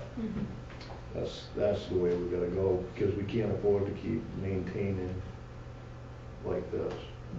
So that's one of the reasons why it's a little more expensive. Because of the storm and the underlying. And the other part is and the reason it's a problem is because Jimmy don't throw anything in it. I know Jimmy, but his neighbor threw his grass clippings in, his brush and everything that he cleaned up off his lawn over the years, and now the whole thing's all choked up. And then he complains about his lawn being wet. Jimmy complains about the lawn being Oh. wet. The other neighbor does not complain. The other neighbor doesn't know the difference. Well, we know why. I have a neighbor like that. Yeah. Either way, we own it, we gotta fix it. So this is a major issue, and it just simply could not be put in the budget, it has to be done properly. We would obtain the easements, we haven't seen any as of yet. I would think that we would be allowed to get them, so that we can do this project, because people would want it done. It's something that can be split up over 2 years, like clean it all out 1 year and then the second year go back and do it. It's better to do it all at once. You're gonna have to do your erosion control anyway. Okay. So if you tear it apart, then you gotta fix it. If you're gonna fix it, you gotta fix it. I mean, if you wanna put it off, then you just gotta tell the citizens you can't afford to do it now. He's been beating on me for 2 years. I put him off 2 years. Why do we have to fix this if it's not private property? Well, it shouldn't have been on private property because it's collected ditch. It runs between two properties. It should have had an easement to begin with, which we never obtained. Now we gotta go back to even maintain it, to even get in to do the work, get an easement. I've been told by both parties that won't be an issue. We can get an easement. Yeah. All right, major project. On to the paving. Our area of interest, which we may not be able to do all of this, but project number 25 is the surfacing and bringing roads back to accept a 2-inch paving overlay to acceptable conditions. And then on the next page is requiring a minimum of 2.5 inches base paving on roads with 1.15 surface. Both of them are listed as $500,000. So Steve, you can explain your thoughts quickly. You got roughly 50 miles of road, 50 plus miles of road. If you only pave 1 mile a year, you never get around for 50 plus years. So if you pave 5 miles a year, because we're behind the 8 ball anyway, resurface, just overlay 5 miles a year, it's still going to take you 10 years to get around. So this is not a short plan, it's a long plan, and we're behind the 8 ball. For the last 2 years, we've had no paving other than just some patching. The first year I was here, we did 1 mile of road. So, what are you doing? The other figure, that doesn't mean, that's just paving cost. If you had a compromised base and you had to go and rebuild the base, which that cost does not include culverts, ditches, rebuild base because that's failed in that section of the road, then that's the kind of paving you gotta do to it. That's $180,000 a mile for a 20 wide foot road. It's $100,000 a mile for a 2-inch overlay for 20 feet wide. If you got a 40-foot line, you're only gonna go half a mile for $100,000. But you said you wanted to go through and do all the ditching and all the culverts first. You should always take care of you should always take care of ditching and drainage first, period, and the sort. So get us through the road trains, cut your shoulders, whatever. You can do that when you pave too, but ditch so that it does drain, and the culverts so it does drain. Drainage first. Now, if we concentrate on the ditching and the draining and the culverts first, does that should improve the wearing of the road if you don't have the ponding and the puddling and the overwash? That will help with the longevity of the road, because once you get a saturated base, then you don't have stability. I don't care what you got in there for material. Eventually, you're on other material. It's not all gravel. You're not on 20 feet of gravel. You're on 2 feet of gravel, on whatever the base may be. Hopefully it's great, but it could be swamp. 2 feet of gravel laid on top of it. Well, you pound enough heavy traffic over it, you eventually pound that mud up into the pores of that gravel. Well, that's a compromised base. That's unstable. It'll always be unstable every time you get moisture or change. It's always going to be moving.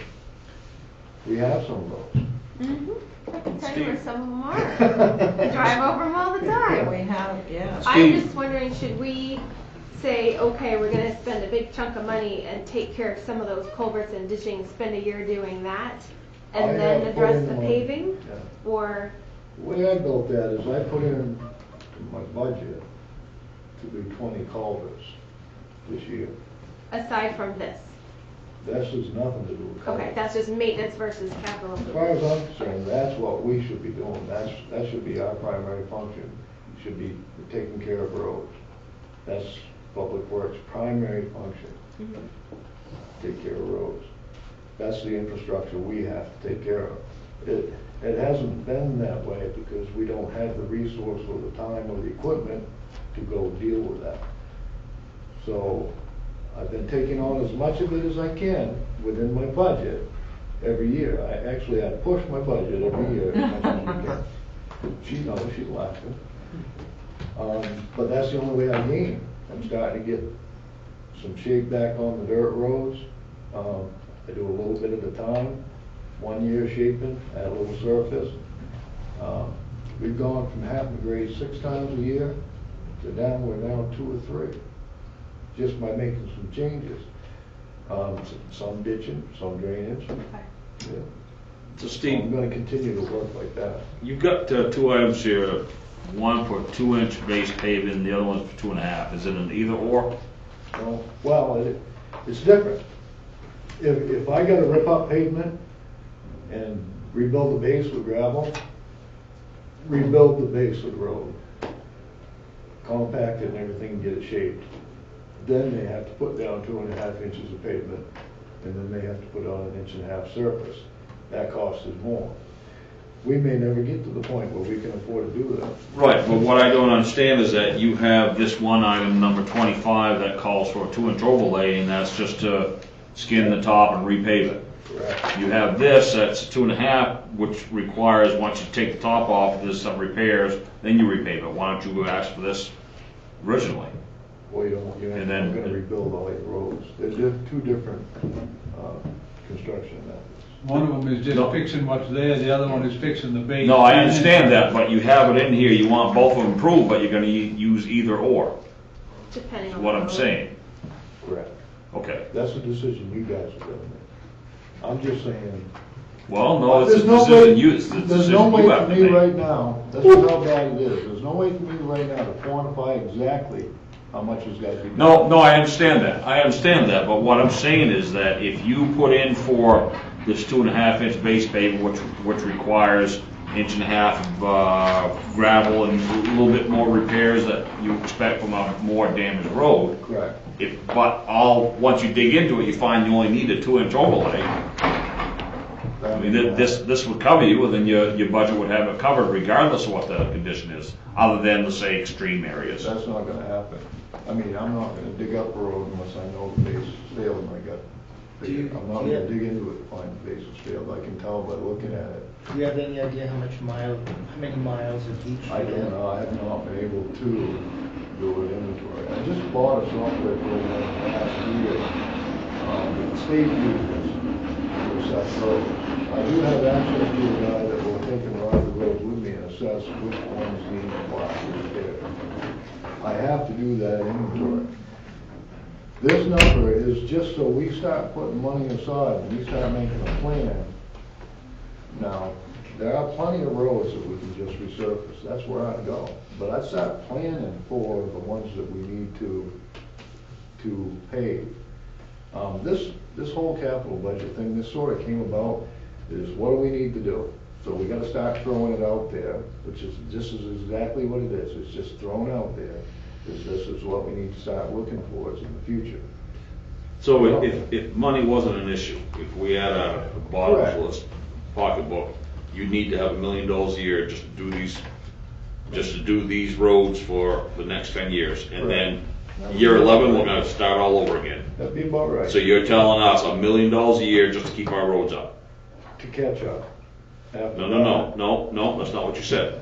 You said to keep the roads, and you based it over 50 miles of roads, 5 miles a year, so 10 years, then year 11, you'd have to start all over again, because then you'd have 10 years on a road that you did 10 years ago. Well, that's it, right.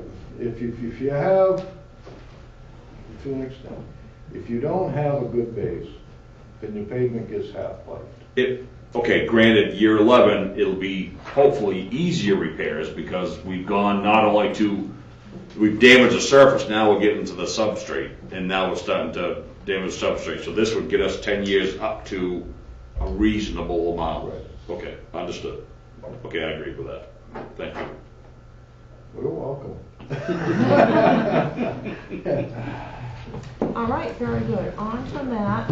Sidewalks is number 27. So this is one we didn't have in here, and I did convince Steve that we should have it in here.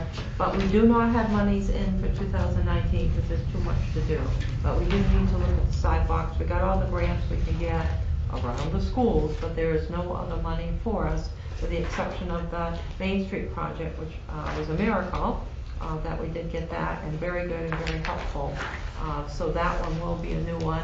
We used up all our monies previously that we had saved up for the Somerset Avenue when the state was coming in. So we'll use the monies that we have as our match for grant and fix one side of Main Street when the state comes in on Main Street. Catherine, the TIF ended. The TIF monies that we used for the sidewalk out to Dunkin' Donuts, that ended, right? So there's no more money going into that There's account. a tiny balance left. So it's just that little bit that's Yeah, left. but no more money has gone in there. And that has to go to that area, Correct. as far Yes, as either yes. adding sidewalks or maintaining sidewalks, or can we use it for something else in that area? It could be used for something else in that area, but it has to be in that area. And being a state road makes it difficult. Because they would have to approve anything that we would want to do. Yes, and then if we're going, we wouldn't do something on the state road, we would do it on the sidewalk.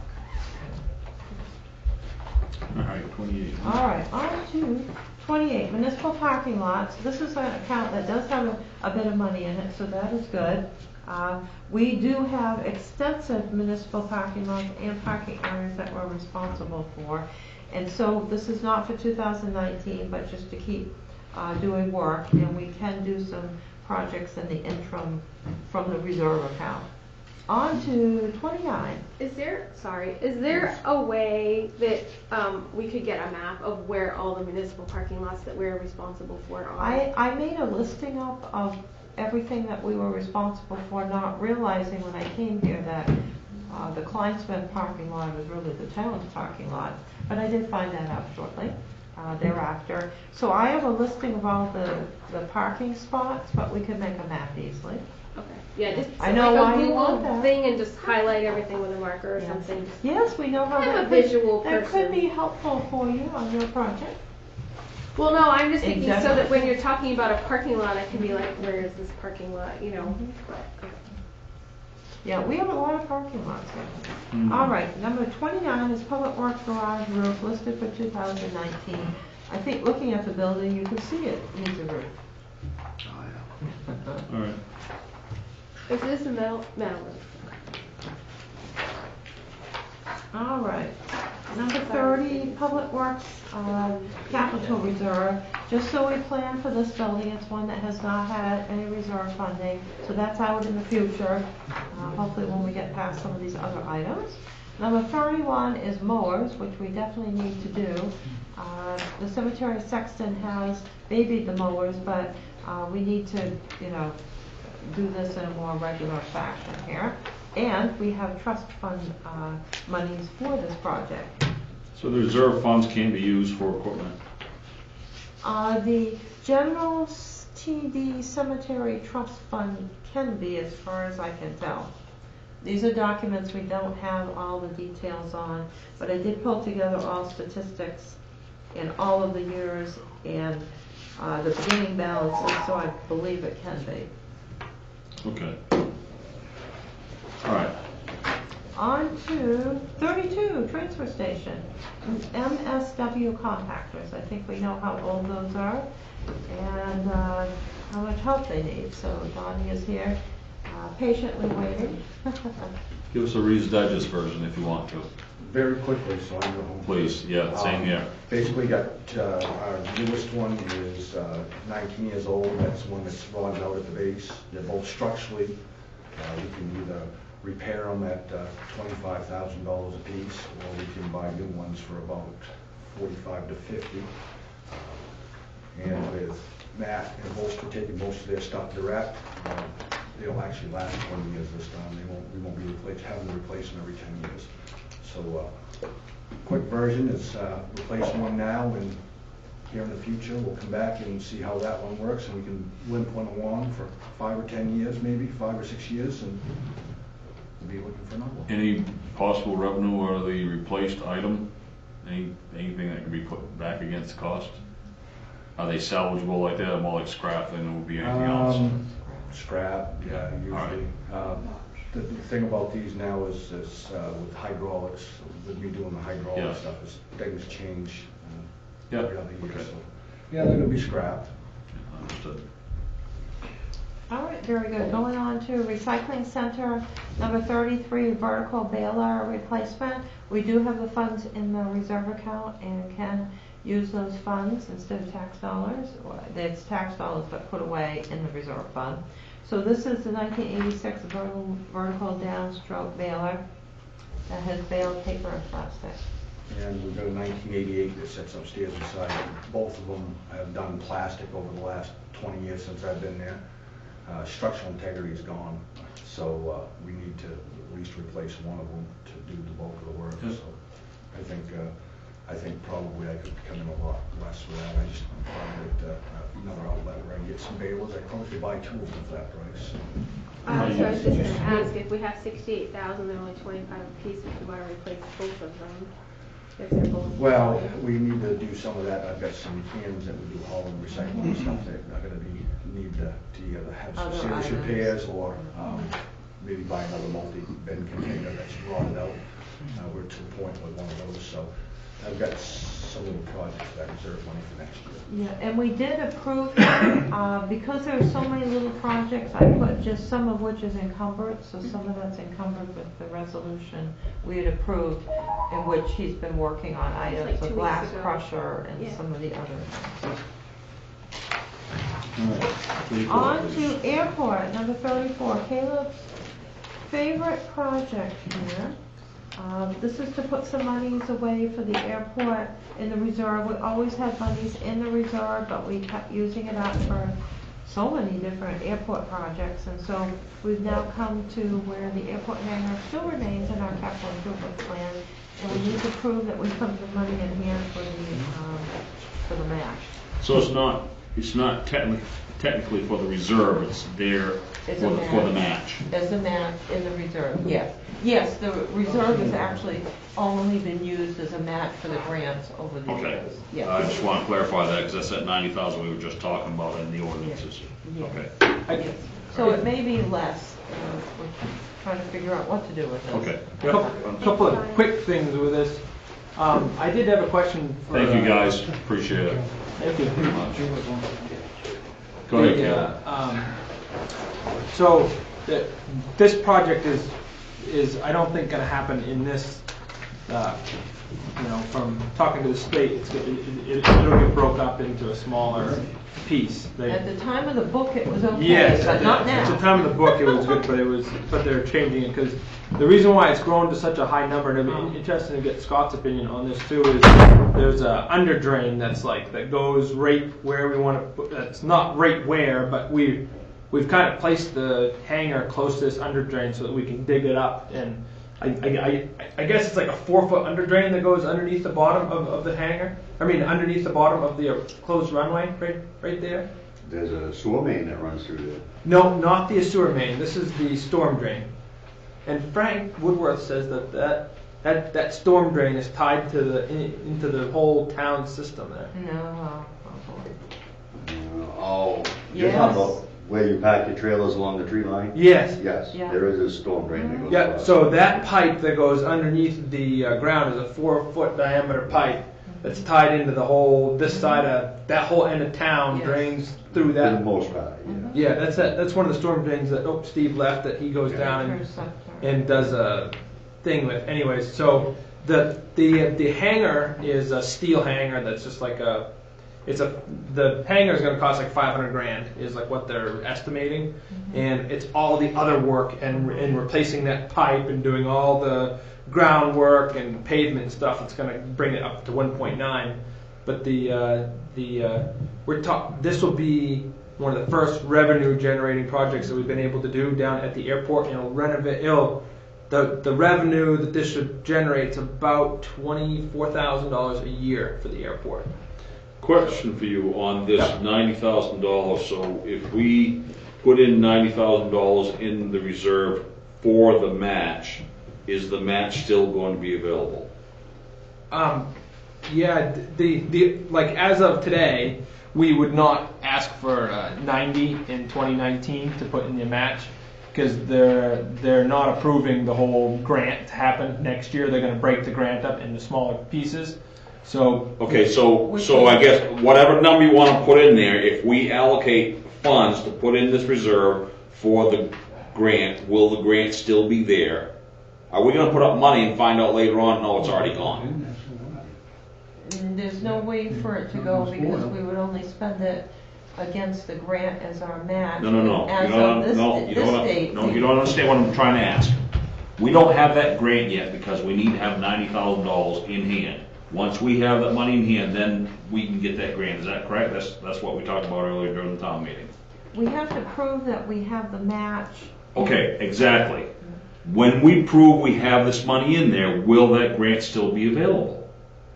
Yes, but broken up into multi-grants. And that's fine, that's all I need to Yes, know. okay. Because there's no guarantee that if we put this money aside and make all these efforts, that, okay, the money's in hand, oh, geez, money's gone. Well, according to the FAA and MDOT, but one never knows. But we've been successful at every Okay, single that's grant. fine, that's all I Yeah, need to they know. won't guarantee anything, but we've Right, never but then not you been get- successful. And that, I understand, and that's Yeah. reasonable, I just wanna make sure if it's not a time limit thing, because a Yeah. lot of these grants, a lot of these things, well, you have to have it submitted by this date or this time, Yep. and it gets very particular in the government, I wanna make But- sure that it's relatively open-ended to a degree. We're just excited about the project down at the airport because it's one of the first projects that we'll be able to do that's actually going to be a revenue generating for the town. Yeah. So this is going to be something that the town will actually collect the money from hangar rent, and it'll be 8 bays at about $250 at least per month, and all that money can go towards the airport, like the cost of the airport, so which is basically snow plowing. So it'd be cool. Yeah, no, I remember during the town meeting, we talked about that, sounds like a very good project. So we may It's be crazy. able That's to 1.9 reduce. million. It should. I want to ring those guys next. We may be able to reduce this for 2019, but we need a few more days to deal with the, we have a big We have scoping a- meeting, yeah. another one coming up, to figure out how to divide this up. So the 90,000 may be able to be shifted into 2020 and 2021, Okay. some of it. So we'll know shortly. So All it right, can be very good. shifted because part of the project will be funded, part of the grant will be accomplished, like digging up everything, doing They're the gonna groundwork, divide it like in up. 1 year, and then Yeah. a second 'Cause year, and it's then a gotten- third year. So you don't need the whole match all at once. You just need the match for We that we part did of the because grant. the federal government said they don't divide the projects up, and we had to do it all at once. But now it's so big, they're saying they do divide it up. So it's a total contradiction, but It we're is back to totally building contradiction. blocks, which is Okay. actually good. They are so frustrating. It is awful. All right, We've gotten almost $7 million, so we gotta be good. all right, very All good. right. Thank you very much, Nicole. On to number 35, recreation. Little League field rebuild. This is something we have never done. The volunteers have always done the work. However, the field has gotten out of order, and people are requesting that the town take care of this, and we don't have any funds, and usually volunteers did it. And so this project is in here for consideration. It was an estimate that the recreation director got. What's a field lip? Safety issue with field lips? Where the infield meets the outfield, It's got a, the Yeah. grass, it's like this, So they need the balls gravel. come up, hit that. Need pump sand in the type face. stuff, yeah. So they need gravel put in to level the field. They need the whole, again. it needs to be the whole infield needs it to is be out of reworked. order. Yeah. Yeah, there's a lot of It doesn't divots. just need They usually gravel dig up- put in and They gravel. usually dig up the turf completely. There's a lot of divots and stuff that the kids are falling in. Yeah.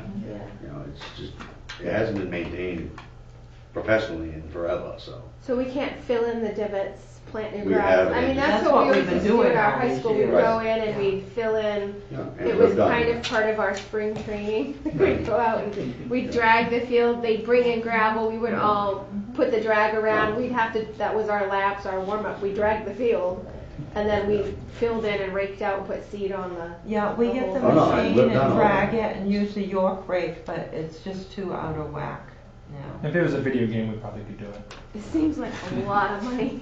It is, it's outrageous. Maybe there's another solution, but right now, for planning purposes, it's here. All right, now, library, this is a continuation toward our massive building, which got a lot larger with the expansion, $5,000 in 2019 if we can. And then, we're able to do a whole bunch of projects all together. They divided up, and the theater manager divided them up over a 10-year period for the projects, but some they would have to be done, some of them would have to be done in less years and some maybe more, but at least for planning purposes, number 37 is the theater roof, and this would not be tax dollars. I don't have it in the loan, it's sort of out there. I'm not sure how we would finance all this if we don't get foundation funding, but at least it's in the CIP.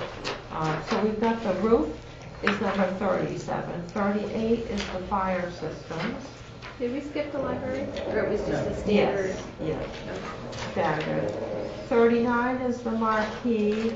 Number 40 is the mason walls.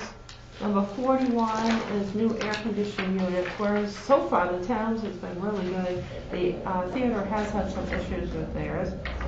Number 40, and they bought at the same time. Number 42 is new fire doors. 43 is the electrical work, including I added in new exit lights and stuff with the electrical work. Number 44 is new lighting for the theater. 45 is new carpeting. 46 is new curtain, and I did put another one later on, so we wouldn't, that one does need help. Number 47 is the theater lights. Number 48 is seat hardware. 49 is concession. 50 is projector. 51 is the ADA miscellaneous items. I put miscellaneous there. Number 52 is new boiler, and the new boiler this is probably one of the newer boilers. It was 2004, but thinking ahead. So this is the way they would divide it up, but when you do your projects, you wouldn't save up your money over all these years and then do them all at once. You would do a project. So this could be refined a bit. But right now, I don't have it covered with anything. It's sort of separate. We're going to think more about this. But it's in the book. All right, on to 53 to 75.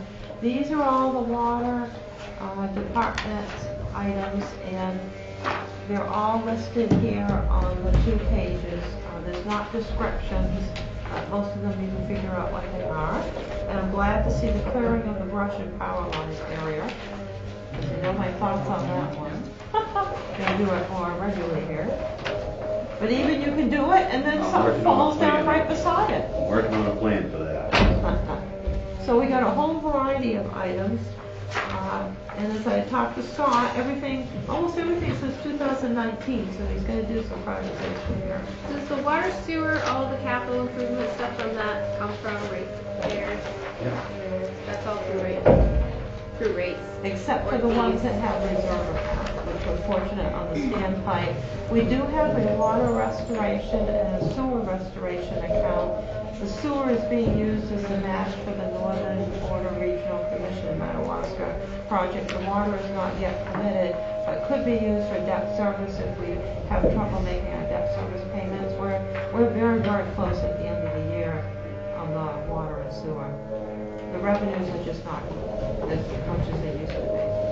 I'd really be in favor of using any of the reserve for grant matching in order to leverage that, and have it on hand to do that rather than, any of the day-to-day operation maintenance type of stuff should really, fall to the ratepayers and those that's using the system.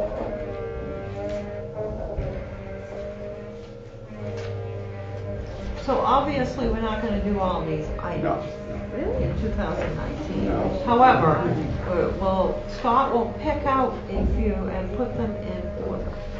Now, as I explained to Catherine when we sat down and talked about this, everything we do is based on revenue. If we can't get it out of the budget, we're probably not going to do it. So I put almost everything right into one.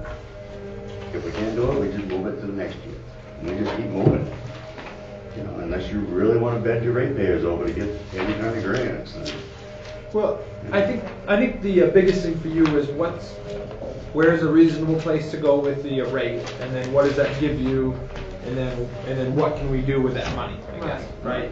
I mean, where's a fair place to go with the rate? And I think that's probably the best place. And that would be what the study would be, but we would have to have projects listed out so they could be. So they could see them. Yeah. I think that's a fair place to go there. Is just to start that study and start figuring out where do we need to be fair and right, and then that's just it.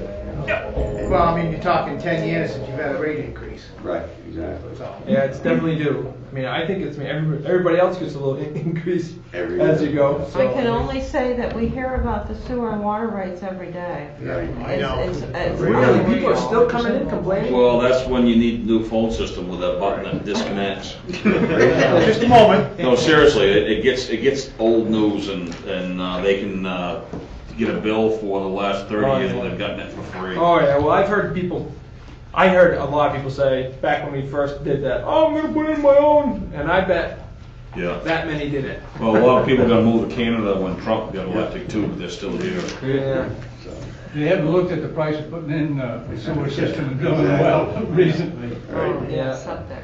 All right, where we got next? All right, so 76 to 85, these are multiple sewer department items.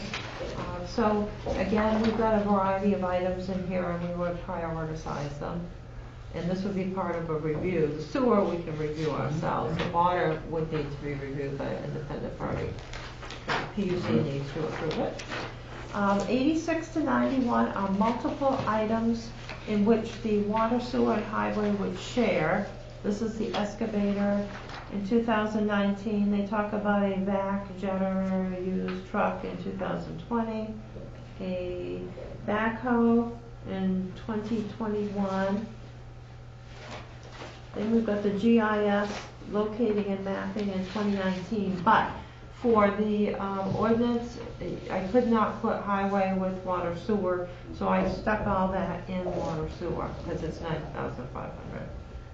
So that's just showing the split between the two departments, okay? Yes, All right. for the project. And then the water sewer addition, ooh, that's an expensive garage, but everything is expensive now, that's 2022. So this is for planning purposes only. All right. And then on to the others, which we don't need to go through because these are 92 to 106, which are the grants donations. All right, very good. Yeah. So, think about what you want to do with this. The finance committee can set up a meeting to go over the additionals. We can do some work for you on capital. Because we can't, I don't imagine you want to do all of the items listed for 2019. Yeah, I know that we're gonna have a public hearing here pretty soon at the next meeting. The meeting after that, but we need to get organized Okay. for it. Yeah. You have the whole thing, so now we need to figure out how much of it. Do you need to know more direction from us as far as like where the council wants you to head? Or- That would be helpful, but it may be the finance committee will talk about it. What'd you say? It's our job. Yeah, okay. So should we give Catherine some like direction? Like we obviously don't want to do all these projects in 2019, right? I mean, should we tell Catherine that we want her to pare that down and figure? But it's gotta be pared down. Well, I just think we need to give her some like direction, I think, because there's no sense continuing down this process of thinking, we need to pare it down, right? That's kind of what I was doing as we was going on stars with that stuff we need to do like now. Yeah. I just think that we should try to give Catherine some direction before, and not that we need to discuss specific projects right now, because I don't think we need to do that, but I think we need to give Catherine a little bit of direction and say, hey, Catherine, we want. You talking percentages or?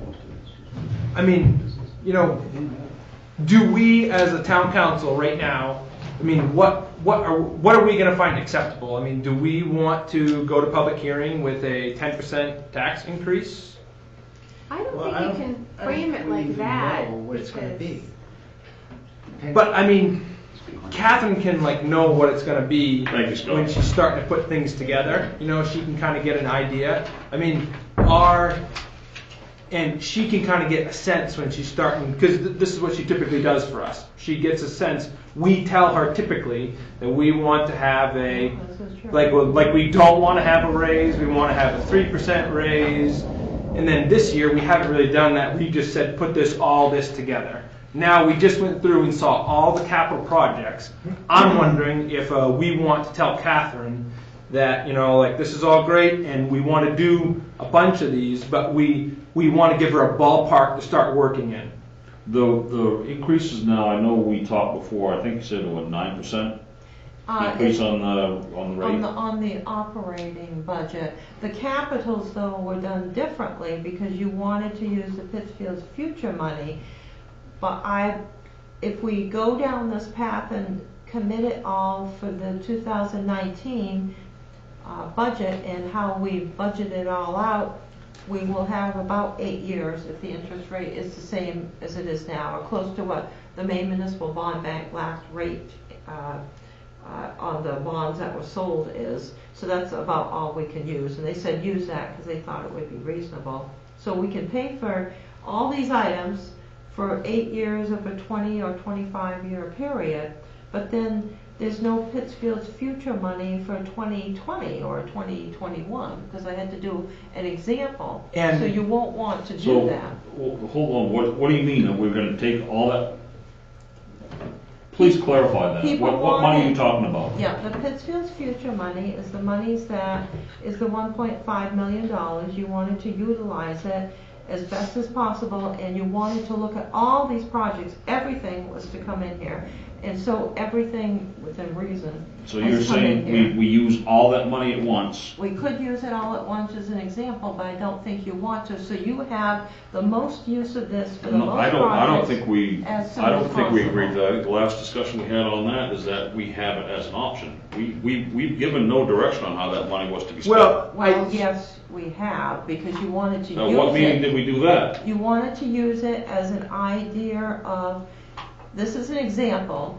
Our discussion, please, pardon me for interrupting you, but our discussion on that specifically was to consider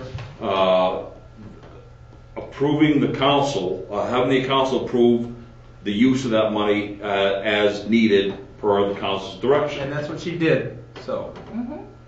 No, that's not what she did at all, Kayla. It is. Listen to what I'm saying, one second. No, folks. I am listening. That discussion was to agree that we would consider using that money, period. Before we had that discussion, that money was in the CDs and it was not going to be touched. Now we had that ordinance passed, the council came to agreement, okay, we will now consider using that money for future projects as the council deems necessary. I agree. We have not determined on how that money was to be used yet. That's There why- has not been a discussion. That's why I you know, have a but- capital But you- budget. She's just giving us an option to pay This for is all an of it. option, so you want to look at this. I understand that, but you're telling us that it has been decided that's what the money is going to be I used for. haven't said that any monies are going to be This is decided. just ideas about ways These to are pay all for the it. items that people Well, wanted. apparently I'm in a totally different meeting. Okay, that's fine, let's move on. So- Yeah, go ahead. I got a question. So the next meeting that we have, do we need to have, the next meeting we have, we need to just take this list and pare down what we feel is, what we can do and what we can't do, right? Is that what I'm understanding? Yes. So the next meeting is a pare down meeting Yes. before we represent it to the public Yes. and the public hearing. Because we have one more before the next, Yes. For the public hearing. But my purpose of my comments were to say that the way that Catherine presented this in her ideas where we said about a 9% increase and then using that 1.5 million to pay our debt service, that I just want to say that that's where we're at. That was her idea to help pay for all of our ideas that we wanted to spend on for the money, because we're talking about quite a bit here. So I just am thinking, I think it'd be good, and Howard, I'm sorry, I'm just thinking that it would be a good thing to just give, from my opinion, I am not going to vote. Now, whether it happens or not, I'm just going to tell you, I'm not going to vote to spend to use all of our $1.5 million in this initial plan that she laid out, because I don't want to see our $1.5 million zero in 6 years, and then we have to raise taxes to make the debt service payment that our $1.5 million was making. So I'm not going to support that. So there's no sense. I mean, I'm just saying that's where I stand with this, and I'm not going to probably support a 9% tax increase either. So it's going to have to be something less to get my vote for it. That's where I stand. And so if I was going to give direction, I would say we got to find some place in between. No, Howard, sorry. Please. And in reality, the finance committee hasn't even met regarding the quote-unquote additional Correct. projects or personnel issues that folks have wanted, different departments have wanted. So, I think that we need to bring that into consideration also. I don't know what a reasonable rate increase would be. Part of this might be funded through, not so much taxes. The water and sewer you can basically pull out and it's going to be funded through any rate changes that we make. Yeah, it's already So been you don't pulled even out, have to yeah. look at those right now. Yeah, that's been separated, so yeah. So, I think we need to look at, what are the priority other projects for capital improvement? And in addition, once the finance committee meets and decides, what, if any, additional projects or personnel are prioritized, which I think we need to do before the next meeting, then I think we'd have a better idea at that point. Yep. Yeah, I'm just but saying. I agree with you, Caleb, that, and I don't think, Mike had, even proposed or thought about spending the 1.5 million, in the next year, and I don't think that was his intention. It never was, and it wasn't part of any discussion. Nobody's intention. No, we just That's the way it basically was said presented. that we would make. Nobody is spending $1.5 million in the next year. But in order to fund the hundreds of thousands of dollars of projects that we were requested to bring in, you need an example of what to look at, so you have the maximum use of the funds with all of the projects. And so now we need to whittle it down. Yep. And I think that your idea of bringing it together is not I mean, this isn't like Catherine just didn't come up with a plan where we're just going to willy-nilly spend all the money at once, because she didn't. I mean, it's broken out into like years and stuff. So I think as far as the plan goes, I think the plan is decently executed. It's just, we obviously, we can't do it. We can't. Yeah. Doc, you weren't done, were you? I was done. Were you? Okay. Yeah. Heather, please. I like that Caleb wants to give Catherine a little more direction to prepare for the public hearing, because I think that we need to do that. But at the same time, I think it's a little premature, because we haven't even workshopped the airport, recreation, library, theater, community service agencies, or other budgets that require a second review, like the ACO that we were talking about at the last meeting. So there's a whole section of budgets that we haven't even addressed yet, that based on our discussions with that and whether or not we approve or make adjustments might affect some of the capital improvement type of things. So, I mean, I appreciate what you're doing, but I think it's a little premature. I don't think we're quite there yet. Yeah, and I think that the finance committee needs to meet also to address the additionals and whether or not any of the additionals need to be brought forward to the full council, or would maybe substitute some of these other things with options from the additionals. So you're completely right. Yeah. But not yet, I don't think. I agree with you there. I just feel like the alligators like chomped off about 75%. I mean, we're through the meat of the budget.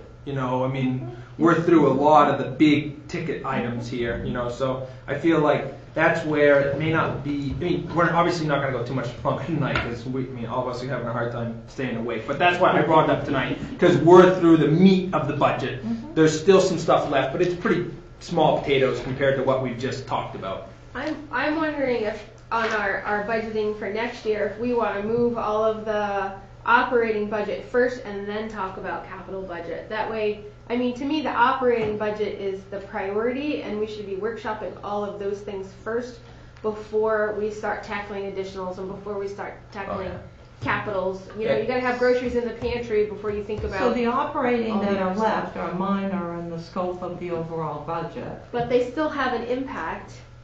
The theater is $100-something thousand. The airport, the recreation, the library, that might have changes if Lynn's leaving. There might be things in that are going to. I think everything has to be looked at before we look at capital planning and before we look at any additional. Valid point, I agree with you. I think the impact from last year's line items for the library theater and this year's is going to be minimal.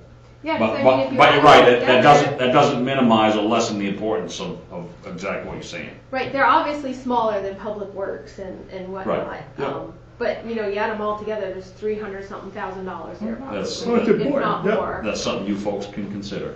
Right, which has a small percentage of increase. It's the capitals that are so huge. Though I wouldn't have felt comfortable even until the next meeting. But I think this was a good exercise. Everybody wanted everything put in here for a maximum coverage of the capital improvement plan instead of the way it was done before with the percentages already set. So we've got it all, you've got the maximum use of it, so now we need to cut it back. Yeah, I think it's a good tool. I know it's kind of a pain to get down through all that, but I think it's good to see what stuff actually really costs. This is nuts and bolts. This is what this is going to cost us at a minimum. So at least that now we got a reference point we can look at, and then we can whittle it down. Like you said, I just think it's a good thing to have. It's kind of a pain to have to go through all that, but if you look at like if everything was always passed, whereas that's what kind of money. That's why the roads are sold the way they are. It's good to have This that. is why. Oh, yeah, no, this absolutely right. proves This is why Just things are the way they are. It is overwhelming. You could never pay for all these items, which is why things are in the infrastructure the way they are. So the exercise shows that, which is what we've been saying all It's a these great years. reference point to go back to. And we're going to be going back to a lot before we're 10 done. years from now, whoever the council may be is gonna say, well, I'm glad those guys 10 years ago got this set up so that we have Right. regular. Oh, yeah. increases I can every year. guarantee you it won't be me, Mr. Mayor, because I'll be like strong third when we talk. No, 6 years old. no, Yes, we you'll will. be back, Tim, no. Another 3 years, no, well, maybe I'll take up papers again. Oh. No, but I mean, I think that even this 15, 20-minute discussion that we've had here has been good. Yep. You know, this kind I of agree. it just rakes out a little bit about what people are feeling and thinking, and it's good to, so I am happy with where we're at. And I do agree with you 1,000%, the finance committee is, got better work cut out for you guys. All right, anything else for this evening? Catherine? Nothing said? Everyone else, I'll say yes, Tim. Make a motion, we adjourn. Oh, you have a question? Oh, question. I have a question. Are we having another meeting on the 28th for the budget? On the 20. No, that one was canceled because of the holidays, and we fit everything into the other day. It'll be on the 27th. What's that? And our next meeting on, Will be on the beginning of December. Yeah, we had one here on the 28th. December 4th. It was transfer station, recycling, water, sewer, and we moved them up. oh, okay, right, okay. That's for All right, but we're still gonna have another Yes. meeting to discuss this before it goes to the public. Yes. Okay, very good. That's the 4th. So, Probably next gonna be a long meeting, one. are we gonna try to determine which projects we wanna do, or are we gonna put a 4% increase, say, on taxes, or a 5% increase? That's gonna be, the finance committee's gonna chew a lot of that. So they do what? Well, kind they of work will for work us? on this. It will be worked on, but there's gonna be some whittling that has to happen Yes, beforehand. a lot of work. Okay, I didn't know if there was some homework that we need to do. Do some homework. and Well, do it actually what wouldn't you hurt. think. I mean, Yes. what I'm thinking of as we're talking here, 5% each department. The only thing I can't do. Yeah. You know, it's stuff that needs to be done, okay, each department, you know, you can get a 5% increase or a 5%, I'm just throwing out a number. Yeah. Instead of, well, okay, we're gonna pick and choose this and this and this, fire truck gets this, but Little League doesn't get anything, you know, every department, we're gonna give you X amount increase, and we know what that's gonna be on our bottom line for taxes, we know what's gonna be. So we'll send it back to department heads, you know, just be prepared, Vernon, I'm just saying. I mean, it could be that easy, we could nitpick down to the last penny if that's what we choose. I don't know who would. I think we're gonna have to overall, it can't be the same percentage because some of them are already up there. So we'll Right, figure understood. it out. I'm just saying that as But I an would- example. We'll figure it out. It could be between this and this. Matt, I would say that if you Homework. if you homework and come up with a neat idea for something, I would send it to Catherine or one of the finance people, so they kind of have like your idea on like maybe you come up with a neat idea for the roads as far as like how you think we should use some of that money to maybe go towards some roads and and creatively, yeah. All right, anything else, council? We have a motion for adjournment? Yeah. Move adjourned. Okay, all in favor? Aye. We are adjourned. Thank you all very much. Vernon, thank you for your patience, sir. If it's 5%, they'll never be the fire truck. I'm just teasing. Well, we'll give them a nice set of radios. Did you see his face? I know. Be able to borrow that pumper from Dexter, they push down the parade.